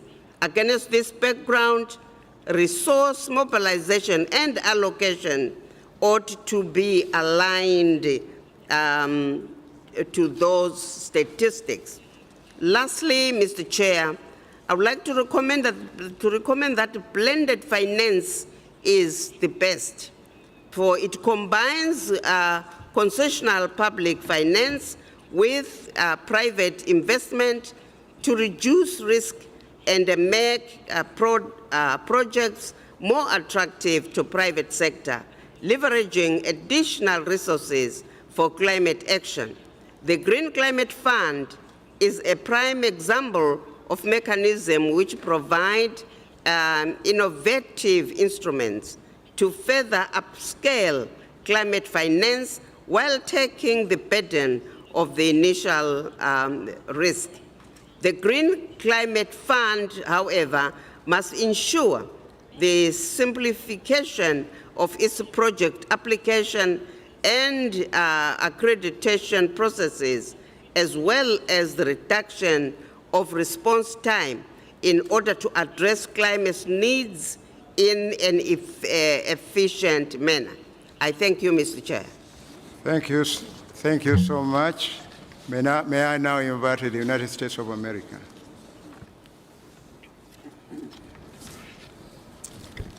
Thank you, Chair. In 2021, President Biden pledged to scale up U.S. international public climate finance to developing countries to over $11 billion per year by 2024, including $3 billion per year as part of his adaptation initiative. We are on track to deliver on that pledge this year, and we met the adaptation finance pledge 1 year ahead of schedule. These efforts are in addition to our ongoing partnership with the MDBs and our work to scale up the mobilization of private finance. This scale up in climate finance has been an important factor in achieving the $100 billion goal, which was met and exceeded in 2022. But it's also important to go beyond the numbers. Climate finance is not only about mobilizing finance at scale, but about recognizing and supporting ambition, having an impact on the ground, and responding to the needs of the most vulnerable. In pursuing the President's pledge, the United States has implemented large-scale debt-for-nature swaps with multiple partner countries, supported capacity-building efforts in the Caribbean and Africa to access climate finance, and provided catalytic grant funding to de-risk the development and scaling of private sector-led adaptation priorities. There are 4 key lessons to apply to the NCQG. First, it is clear that the support goal should be both ambitious and realistically achievable. The $100 billion goal was ambitious. It successfully mobilized more finance for developing countries than would otherwise have been delivered. But it was also realistically achievable, providing an incentive for contributors to push hard to meet it. Second, we know that the $100 billion goal has not delivered against the full range of needs. Those needs, which are over $1 trillion no matter how they are defined, cannot be met by support mobilized alone. We must draw on all sources to address them. This is why the NCQG should include an outer layer. Third, we know that the $100 billion goal did not draw on finance from the full set of capable countries, which was the reason the $100 billion goal was only extended for 5 years. This issue must be addressed in the NCQG. It is overdue. We can support a pragmatic approach without criteria, new categories, or definitions, and our proposals are fully consistent with Article 9 of the Paris Agreement. Fourth, and finally, our shared goals should be more than numbers on a page. The NCQG should include qualitative elements, many of which have been addressed here. They should chart the course for implementation, speaking to improved access, addressing debt sustainability, and strengthening policies and enabling environments. Thank you. Thank you so much. We have a big challenge because we have run out of time. And we have only 5 minutes remaining before we conclude this session. In that regard, it will not be possible to have everybody that has requested to speak during this session. We can only allow only 4 more. That will include Tonga, United Arab Emirates, Canada, and Kazakhstan. May I now invite Tonga. Thank you, Chair. I align myself with the statements from Samoa, from the Alliance of Small Island States, and fellow small island development countries. Addressing our inherent challenges from climate change requires robust climate change tailored to the Pacific's unique context. However, there remains a significant gap between existing resources and actual needs. This year's Pacific Island Leaders Forum theme, Transformative Resilience Pacific, Build Better Now, requires significant investment on adaptation measures, mitigation action, and greater protection of our people from losses and damages as a result of climate impacts. In the Pacific, it requires $1 billion for effective climate adaptation and mitigation, but on average, it receives far less. To reflect on some lessons from country and the region, in terms of the flow of climate finance, it is clear that it must be well defined and understood. A more effective and efficient investment on climate change rests with a proper understanding of such finances and being able to track how it flows. This will enable our countries to build on a transformative resilient investment when we align our NEPs, NDCs, and national policies accordingly. Accessibility to climate finance continues to be a significant challenge. Complex application processes and stringent requirements hinder timely responses to climate-related emergencies. Therefore, simplified access modalities must be prioritized to quickly and efficiently tap into financial resources during crisis and for long-term resilience planning. It is important to also recognize grant-based financing as a central component of climate finance, particularly when considering the new collective quantified goal. To some of our Pacific countries, this would lift the burden of increasing debt levels as a result of requiring resources to match the costs of climate actions and losses and damages. Predictable and stable finance flows are crucial to the success of climate efforts in the region. Our countries need certainty in financial commitments to plan and implement long-term adaptation and mitigation plans. Regional investments are crucial, especially in supporting funding facilities that best align with our countries' needs and actions. Building the capacity of Pacific nations to access and utilize climate finance is a vital step forward as well. The use of innovative finance instruments is crucial for scaling up climate finance mobilization, particularly concessional finance for climate action in developing countries. By leveraging mechanisms such as green bonds, climate risk insurance, and blended finance approaches, government and finance institutions can attract private sector investment while reducing the financial burden on developing nations. I thank you. Thank you so much. May I now invite the United Arab Emirates to take the floor. Thank you, Mr. Chairman. I will be brief given the hour. But let me start by saying, like many others around the table, we also feel that we are at a very critical moment in climate action. We know from the science that this is the critical decade, and that what we are able to do in the course of this decade will determine whether we meet the Paris ambition or not. That is how serious this is, and we see that with all the litany of climate disasters that many have mentioned around the table escalating with time. Over the last year, when we undertook the first global stocktake, which was an extremely important moment following the Paris Agreement, we managed to achieve a UAE consensus that gave us a sense of optimism of what we could achieve.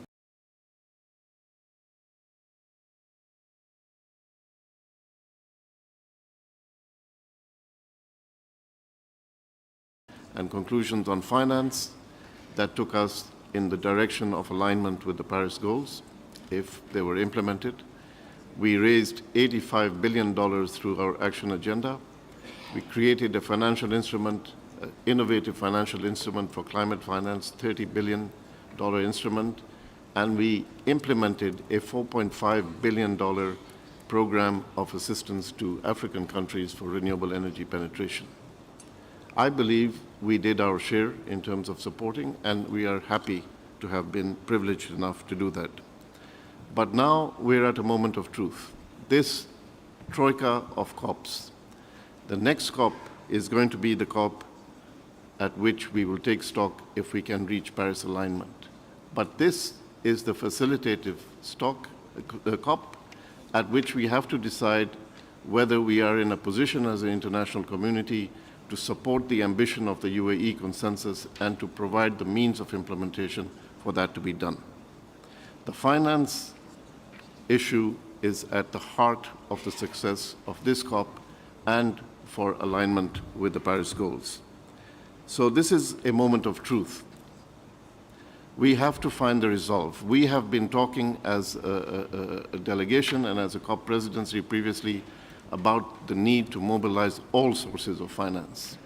We have talked about the need to reform the international financial infrastructure, to make multilateral development banks responsive, to make finance available, affordable, and accessible. And this is where we have to decide how we're going to do it.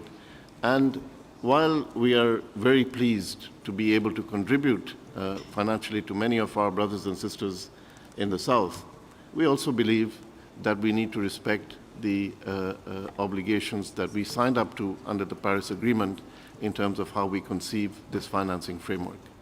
So having said that, we want to be as constructive as possible in finding a solution for this issue at this COP, but I urge everybody else to really give attention to how we can navigate this very thorny issue to keep. After Canada and Kazakhstan, thank you so much, UAE. After Canada and Kazakhstan, we are required to vacate this room.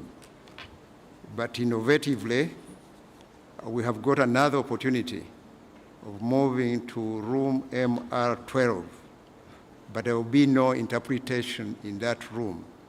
And that will enable us get more responses from all the remaining countries, because countries have raised serious concerns of coming here and not being given the opportunity to speak. So innovatively, we shall be moving to the next room, just besides this room, room MR12, and that is after Canada and Kazakhstan. May I now invite Canada to take the floor. Thank you, Mr. Chair. In 2022, we met the $100 billion goal for the first time. It was an important milestone, and Canada is proud to have worked with other contributors to achieve this. Today, we remain confident that we will continue to meet this goal through to 2025, and Canada continues to be on track to fully dispersing our $5.2 billion in climate finance commitment. While meeting the goal is a significant milestone, our focus is now turned towards the future with the NCQG, and as we negotiate this new goal, we must take lessons learned from the $100 billion goal. In engaging with partners over the past few years, I noticed we all share a common vision, climate finance providers and recipients alike. We agree on the need to improve the way we do climate finance, to make it more effective. We agree that needs are larger than ever before and that more ambition is needed to keep 1.5 within reach. We also agree that deep transformation of our economic systems is needed to generate enough change. And as we continue to deliver climate finance to meet the $100 billion goal and beyond, we must be guided by these shared priorities. The NCQG is an opportunity to enable a whole-of-economy transformation needed for our long-term objectives. Public finance to developing countries will be at the core of our efforts. We will continue to scale it up. But it needs to be anchored within a broader framework that sends signals to all economic actors, including new contributors, private sector, financial institutions, and philanthropies. First, we need to enhance the pool of public finance available to developing countries by capturing innovative instruments, This is how we ensure public finance is scaled up and increasing finance from multilateral development banks. This is how we ensure public finance is scaled up, coordinated, and leverages additional finance. Second, we need a global investment layer to capture all other flows with the ultimate aim of reducing greenhouse gas emissions and signal to all relevant actors the need to ramp up climate-friendly investments.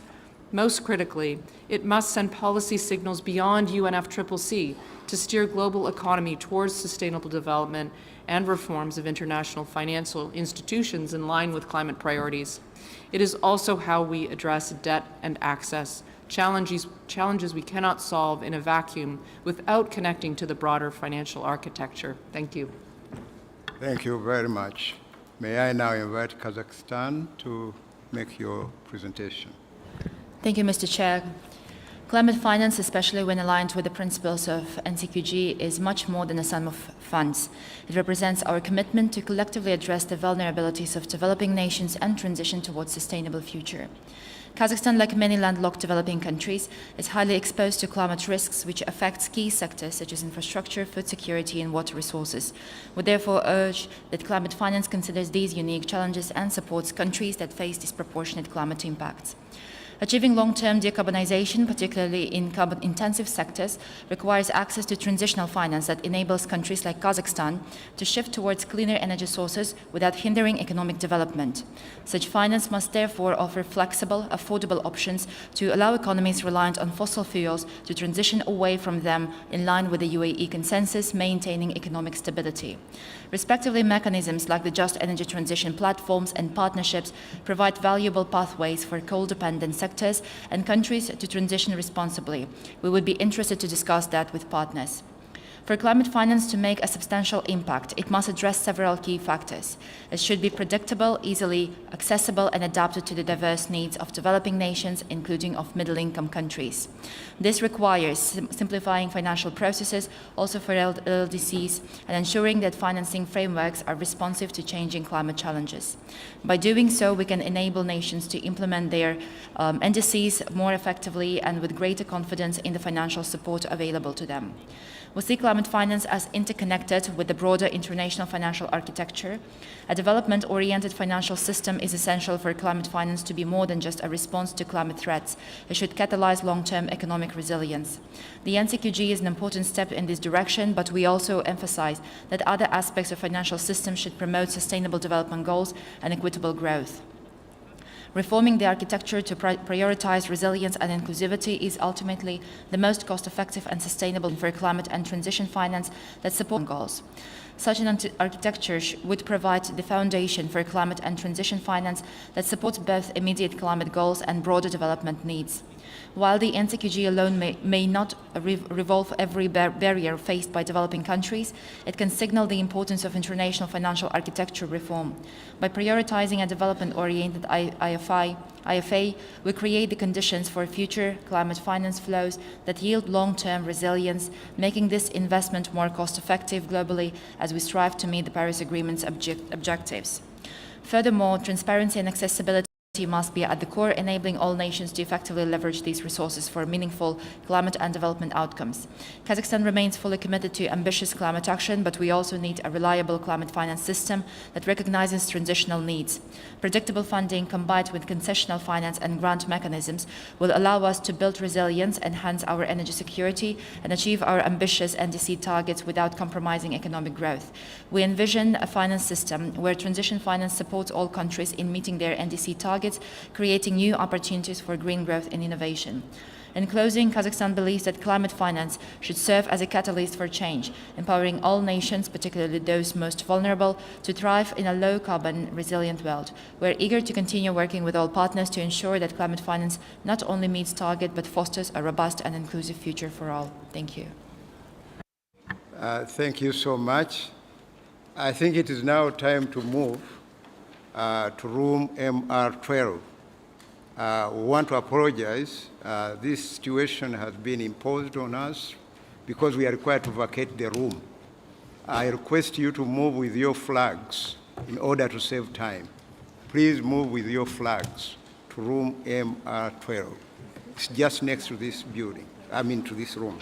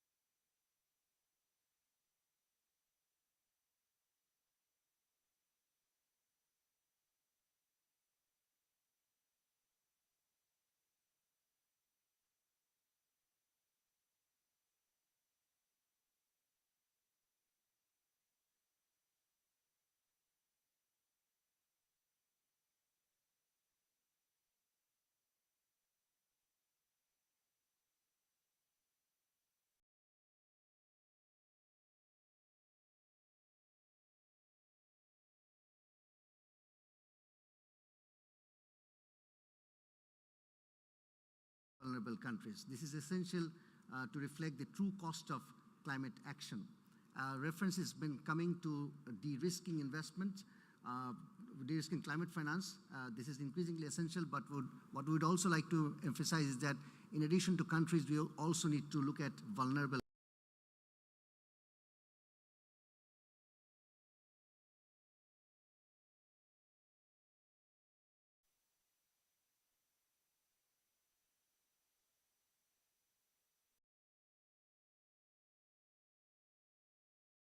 Thank you.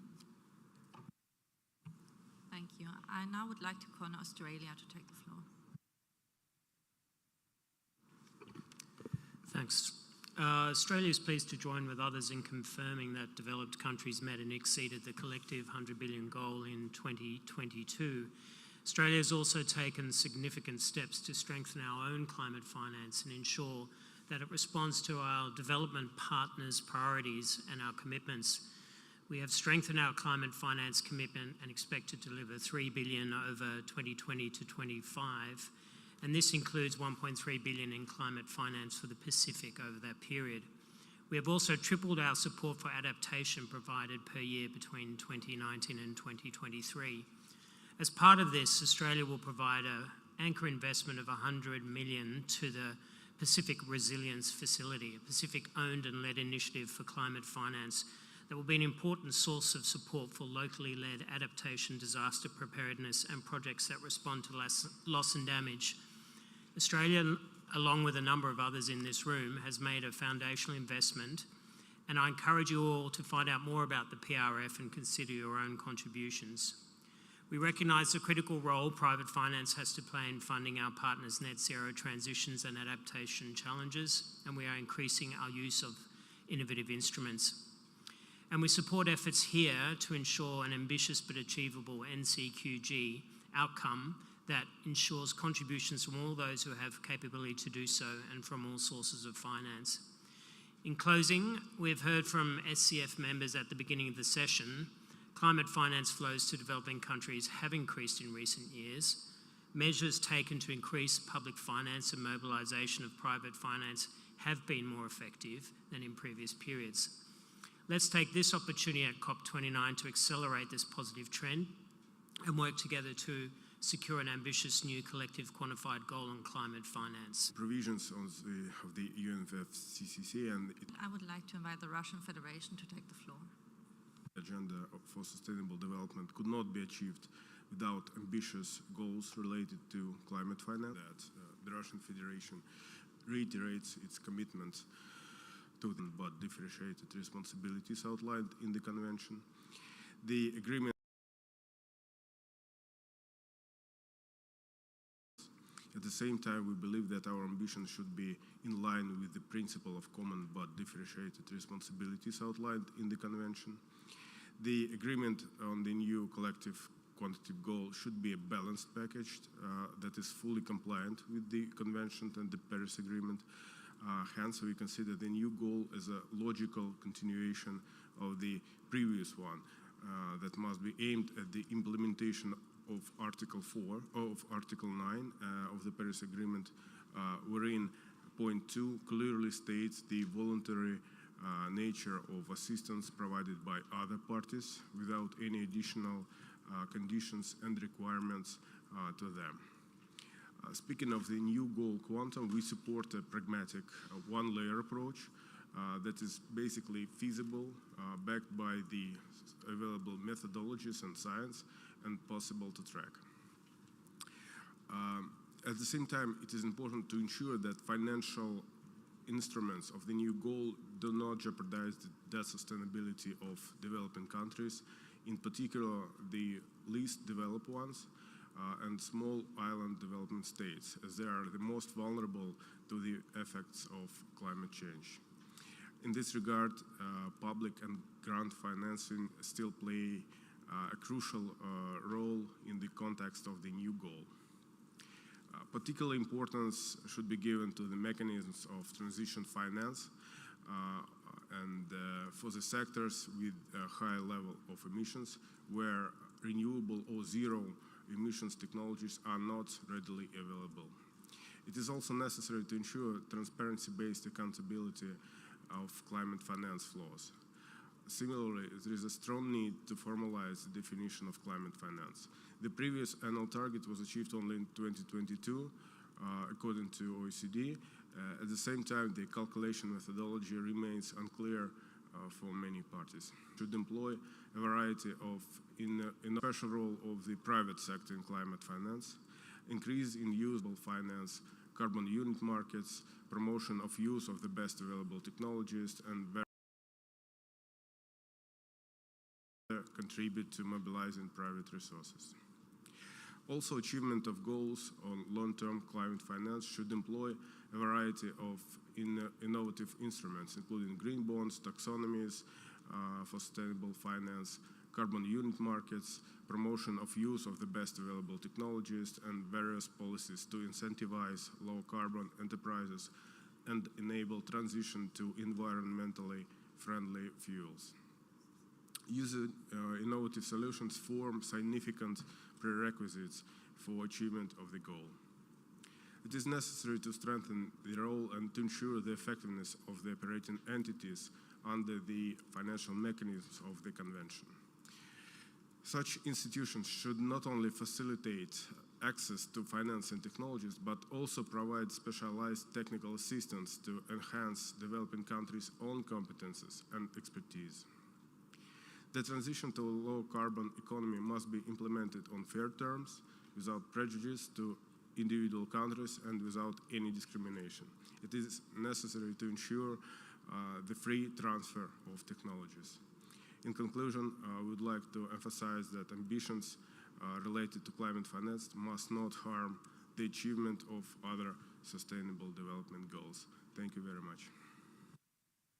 Thank you. With that, I would like to invite Mongolia. Thank you so much. Excellencies, distinguished delegates, Mongolia is committed to not only accelerating climate action, but also achieving a transformative shift in our socio-economic development.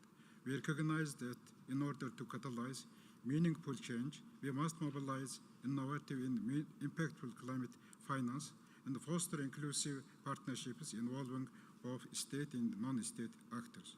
Mongolia fully supports the international community's new collective climate finance goal, the establishment of a new loss and damage fund, and the effective use of existing UNFCCC financial mechanisms. We express our gratitude for the support provided under the climate finance mechanism, such as Global Environmental Facility, Green Climate Fund, and Adaptation Fund, which have been instrumental in advancing our climate resilience and mitigation projects.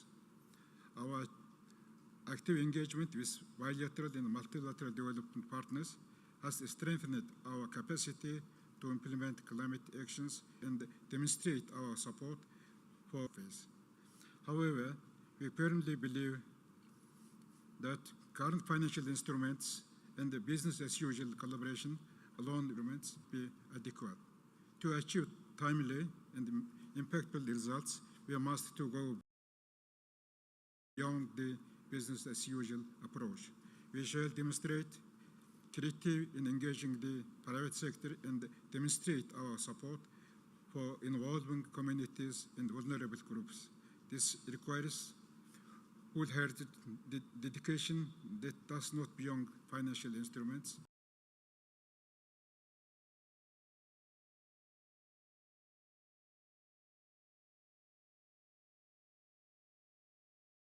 Rural communities who rely on pasture-based livestock for their livelihood face mounting challenges as harsh winters, droughts, water shortage, and ecosystem degradation threaten the way of life.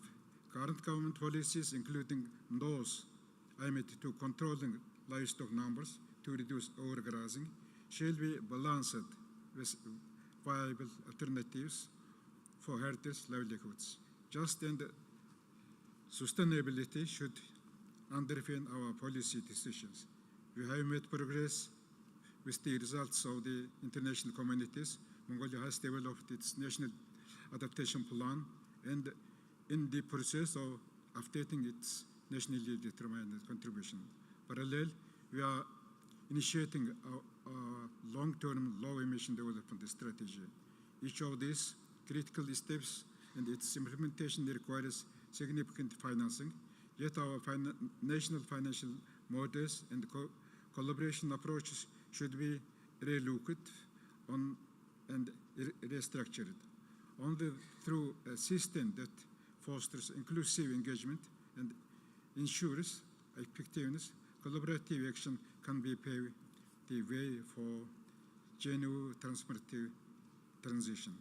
In closing, Mongolia calls for global solidarity in pursuing these solutions.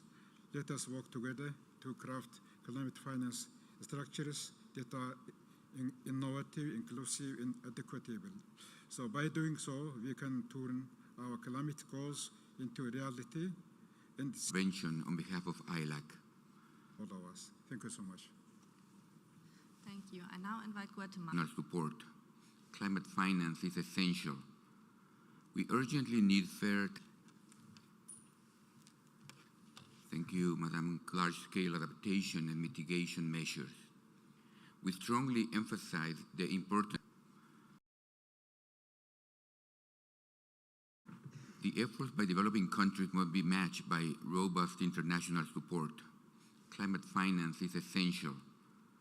We urgently need fair, timely, and equitable access to international funds to implement large-scale adaptation and mitigation measures. We strongly emphasize the importance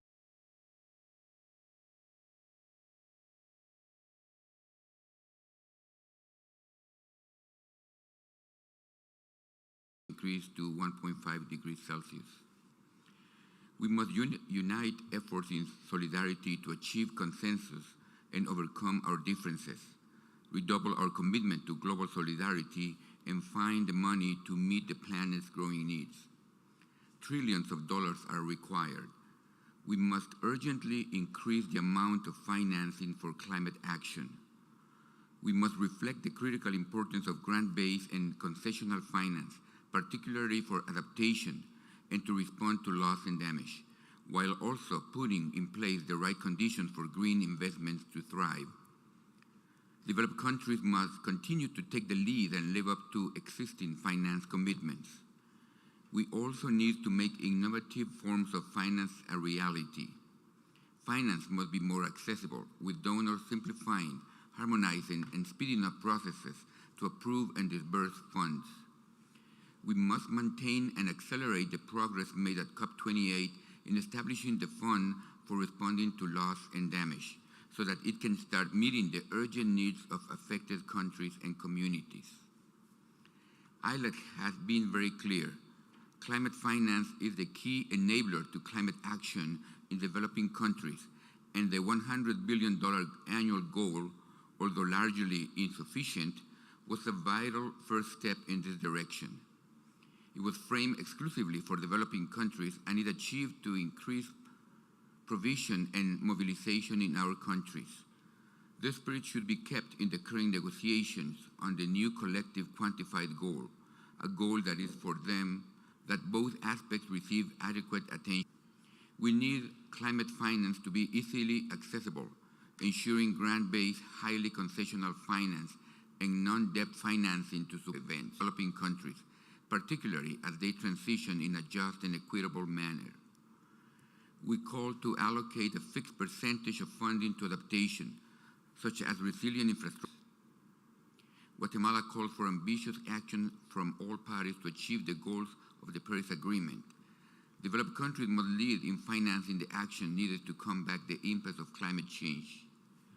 In closing, we reiterate our urgent call to collaborate in climate action. The stakes are too high for delay. Together, we must act decisively to safeguard present and future generations. Thank you, Madam Chair. Thank you. I now invite New Zealand to take the floor. Thank you, Chair, and hello, colleagues. Climate finance is critical to the global response to climate change. And as we set the new collective quantified goal on climate finance, we must reflect on the lessons learned from the delivery of the US $100 billion goal. We recognize that this goal was delivered 2 years late but also warmly welcome that it was more than met for the first time in 2022. $116 billion was provided and mobilized to developing countries in 2022, and we have confidence in these numbers due to the rigorous assessment of activity-led data by the OECD. But what have we learned from the delivery of this goal? 3 points.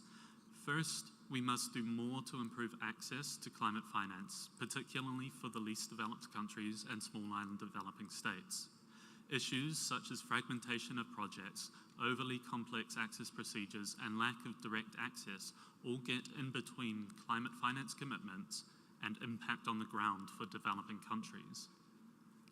New Zealand actively advocates for simplifying access on the boards of the multilateral funds, and we are walking the talk with our bilateral climate finance. Our Flexible Finance Program is a direct response to calls from Pacific governments for greater access and flexibility. Flexible climate finance moves beyond project funding. Instead, it disperses climate finance directly to countries to allocate to their climate priorities. Our Flexible Finance Program is complemented by a Capacity Support Program, which supports Pacific countries to plan, access, implement, and report on climate finance. Simply put, it is time to walk the talk on access, and we can do so in the new collective quantified goal. The second lesson from the $100 billion goal is that public finance alone is not enough to meet the needs and priorities of developing countries. We need to further unlock private finance investment and mobilize more with the strategic use of public funds. And finally, we must better strike a balance between mitigation and adaptation. It is positive that we find that balance between adaptation and mitigation by 2025. New Zealand is proud to have already more is to listen and respond to the needs expressed by developing country partners during programming discussions. Different countries have different priorities, and taking a bottom-up approach to this helps ensure climate finance is tailored to each context. To conclude, we've learned lessons in meeting the $100 billion goal. Now and in the NCQG, we must have a step change in efforts to improve access to climate finance, unlock private sector investment, and strike a better balance between mitigation and adaptation through bottom-up approaches. Thank you, Chair. Thank you. I now invite Nepal to take the floor, followed by Norway and Pakistan. Thank you, Chair. Nepal emphasizes that the urgent need for climate finance must be dedicated to the vulnerable countries, particularly least developed countries, which face severe climate impacts. Climate finance should be delivered with speed and purpose, focusing on immediate and long-term climate actions. A fair and just approach to climate finance must be anchored in equity. Nepal urges a framework that considers historical emissions and capacity, prioritizing those with the least responsibility but the greatest vulnerability. Nepal calls for new collective quantified goal mechanism that account for the fiscal limitation of LDCs, ensuring that climate finance reaches these countries without exacerbating debt burdens.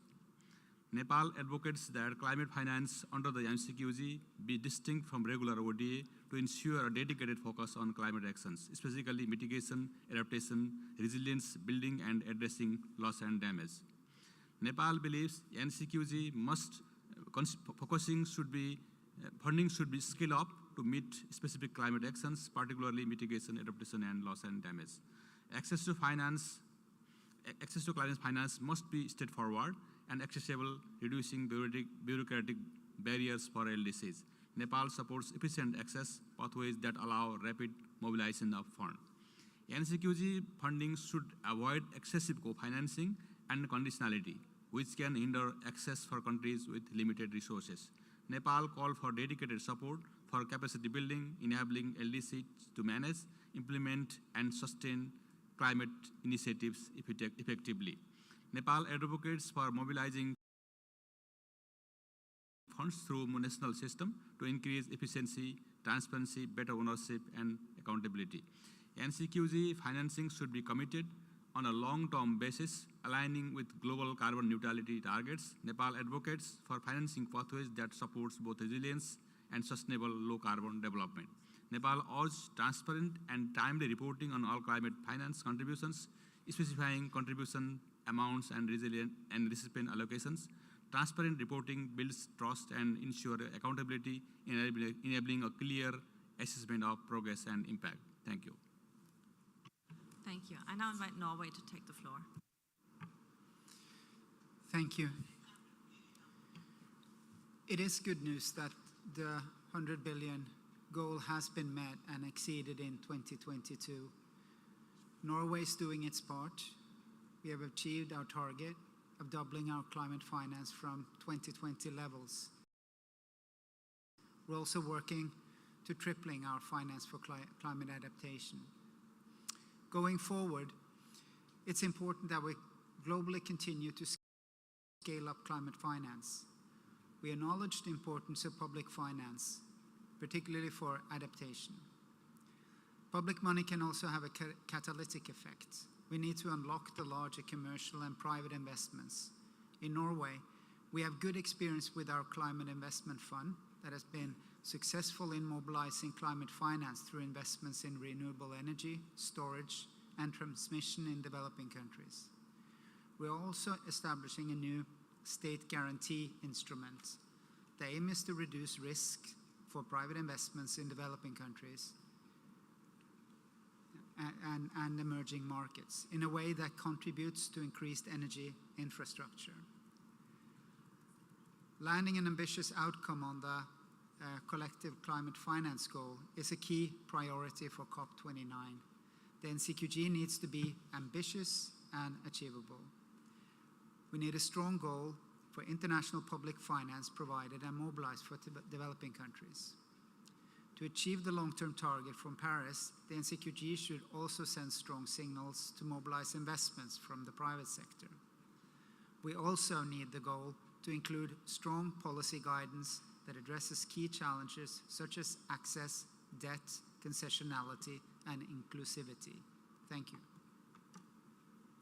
Thank you. I would now like to invite Pakistan.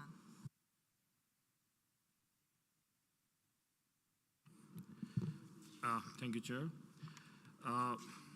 Respected Excellencies, delegates, Pakistan aligns itself with the position and stance of G77 and China and the LMDC. The global climate finance system is broken. Developing countries need 5 to 7 trillion by 2030 to meet climate goals, yet financial flows remain insufficient despite repeated calls from the global south. Scientific bodies. Developed countries have failed to fulfill their commitments under the Paris Agreement. This is a critical decade for climate action, not because of a new urgency, but due to the repeated failure of developed nations to meet their climate finance obligations. Their inaction on both mitigation and finance has left countries like Pakistan to bear the brunt of climate impacts. Pakistan, one of the smallest emitters, is suffering from catastrophic floods, droughts, and extreme temperatures. We are paying the price for the crisis we did not create. Developed nations have both a moral and legal duty to provide the financial support we need to cope with these impacts. Developed countries have consistently fallen short on climate finance commitments. Vulnerable nations like Pakistan need resources to adapt to the changing climate, but we continue to face rising risks without the financial support necessary to cope. The $100 billion annual target promised by 2020 remains unmet. While some reports claim it has been reached, but much of the funding is in the form of loans, not grants, adding to the debt burden of the developing nations. Transparency in climate finance is sorely lacking. The lack of a standardized method to track climate finance makes it impossible to verify whether promised funds are truly being delivered. Developing countries remain in the dark, and there is no accountability in the current system. Excellencies, let us be clear. The private sector cannot solve the climate crisis on its own. Adaptation, which is urgently needed in the countries like Pakistan, have been minimal private sector involvement. Any private funding must complement, not replace, public finance. Excellencies and delegates, in the end, let me just reiterate that the developed countries must stop pretending that the 100 billion target has been met and address their errors. Since 2013, they have failed to fulfill the commitments, and they must provide not only the promised funding, but also additional resources to make up for past shortfalls.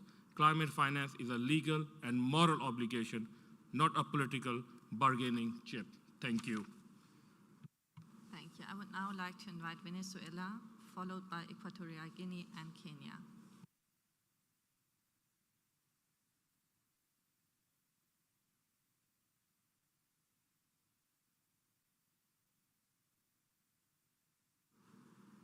Thank you very much, Madam Chair. We align ourselves with the statement of G77 in China and the LMDC. The current global context is worrying in the context of a multidimensional crisis that includes financial, energy, climate, food, and institutional elements that have impacted the Latin American and Caribbean region. Our peoples are the most affected above all by suffering the consequences of the effect of climate crisis, which is having repercussions and paralyzing progress in sustainable development, in harmony with nature, and the fight against poverty. The increase in the frequency and intensity of natural phenomena that cause unfortunate human and material losses are alarming. We cannot allow that this continue. It is imperative today, more than ever, to change the vision generated by the predatory capitalist model of working together in favor of our peoples, who suffer closely the consequences of the lack of political will of developed countries to take concrete actions against it. Again, we cannot allow that our people suffer these consequences. To this end, it's a priority to implement the Convention and the Paris Agreement. Developed countries need to fulfill their commitment to mobilize and provide at least 100 billion annually by public resources and substantially increase direct and unconditional access to climate finance, assuming their responsibility. But we all know that this amount is insufficient. The resources are needed, especially in adaptation and early warning systems.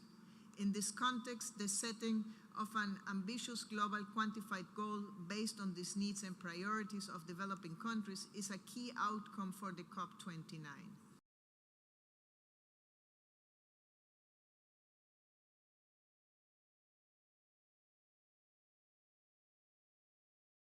Imposition of unilateral coercive measures that represent a crime against humanity, which cover a wide spectrum, constituting actions that affect directly and indirectly the capacities to respond to the climate crisis, and in the response of the states' capacities to guarantee the right to development and basic rights such as water or to a healthy environment.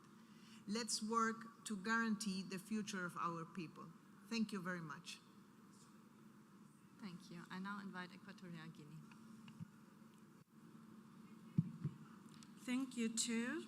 Excellencies, distinguished delegates, ladies and gentlemen. Climate change and the need for financing to address it continue to dominate the global agenda. For Equatorial Guinea, there is an urgent need for significant financial commitments to enable vulnerable countries, especially small island developing states, to move forward their adaptation and mitigation plans. Our country has shown a strong commitment to climate action by developing its first national communication to the United Nations Framework Convention on Climate Change, and recently validated a long-term vision for reducing greenhouse gases emissions. With the technical support of UNDP, we have also revised our nationally determined contributions, committing to reduce our emissions by 35% to the climate crisis. Level meeting for Africa's green wealth, it was emphasized Equatorial Guinea is endowed with vast reserves of biodiversity, forest, and marine resources. These natural assets represent value that can be leveraged not only to generate revenue, but also to promote nature-based solutions and enhance our adaptation and mitigation capacities. We urge the international community to support financial mechanisms that allow countries like ours to responsibly capitalize on these resources, ensuring that the income generated in reinvesting in climate resilience and welfare of our communities. Despite this achievement, Equatorial Guinea faces significant challenges.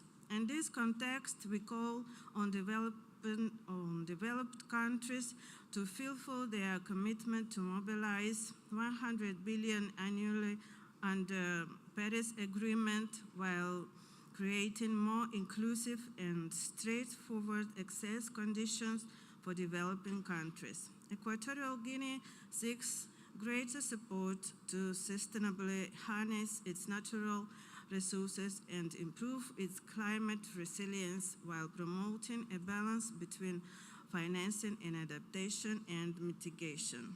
Our recommendations are the forest multi-sectoral dialogues, financing for the nature-based solution, and facilitate access to international funds.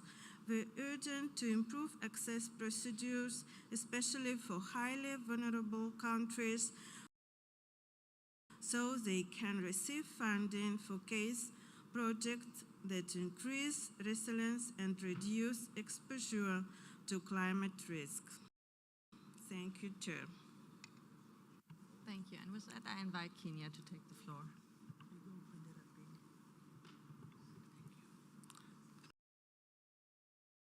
Thank you, Chair. Excellencies, distinguished delegates, ladies and gentlemen, Kenya would also like to reflect on the issues of climate finance following the guiding questions provided. On lessons learned from the delivery of the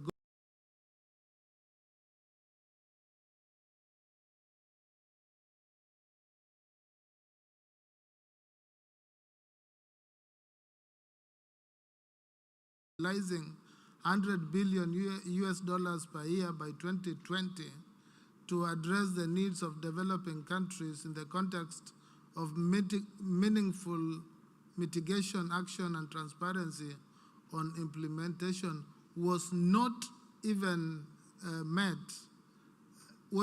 met even in 2022, although some reports conveniently report otherwise, such as the OECD report. Further, the report indicates that climate-specific finance mobilized and provided was $58.3 billion per year, presenting an imbalance between mitigation and adaptation, with mitigation being 53% and adaptation 22%. It is also worth noting that the lack of agreed definition of climate finance and the absence of common methodologies to track climate finance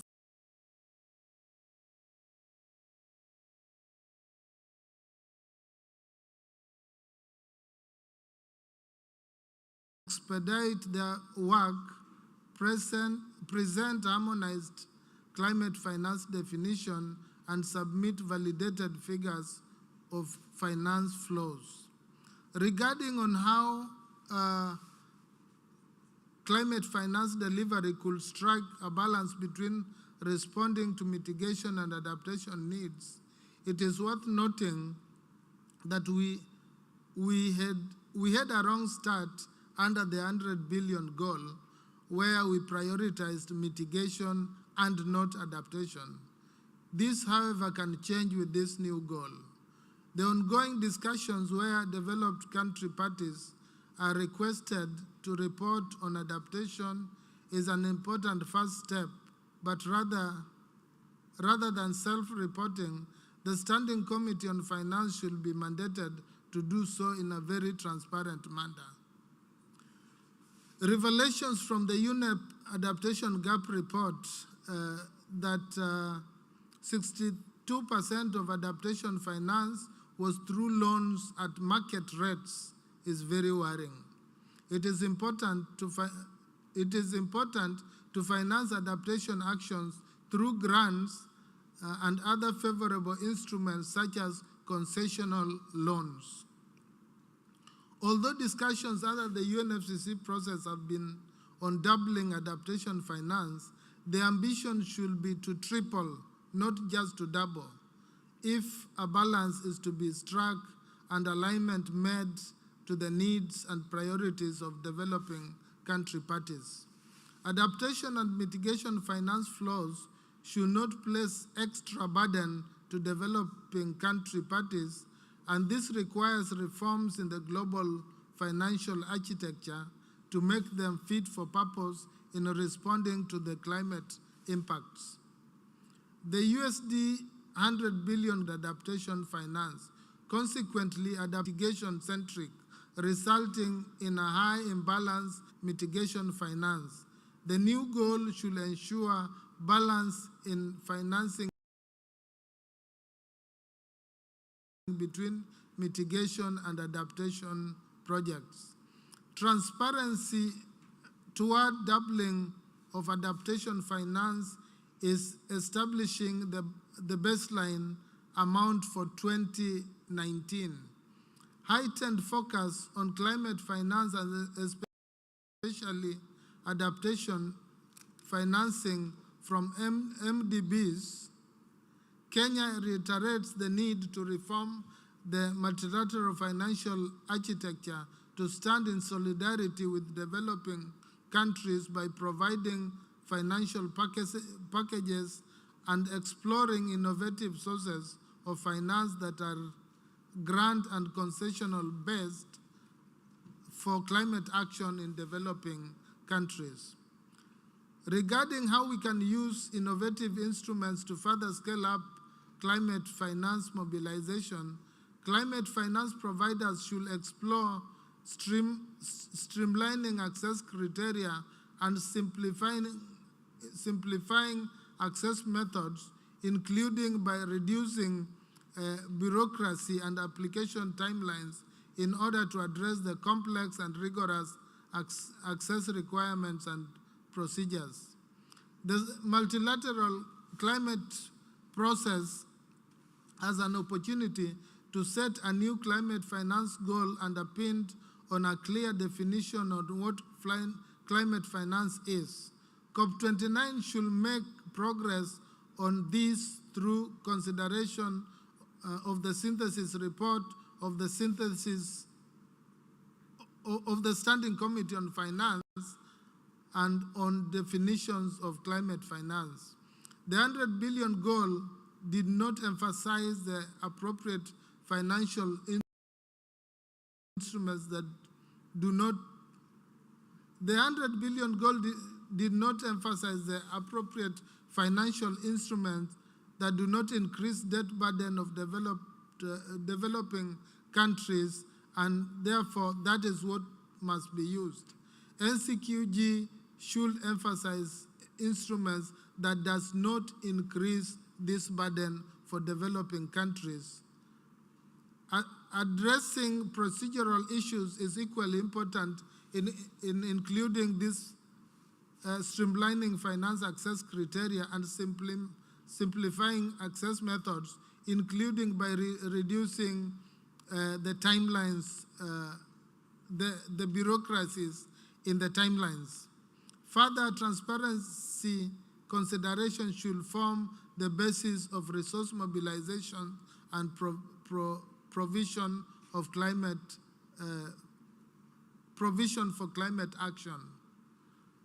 Finally, we would like to join the rest by saying that this COP should be the COP that makes us make real progress in climate action, because the burden that is on developing country is increasing with the increased frequency and intensity of the impacts of climate change. I thank you. Thank you. Your Excellencies, delegates, we now move to the closing session. Thank you for your valuable contributions today.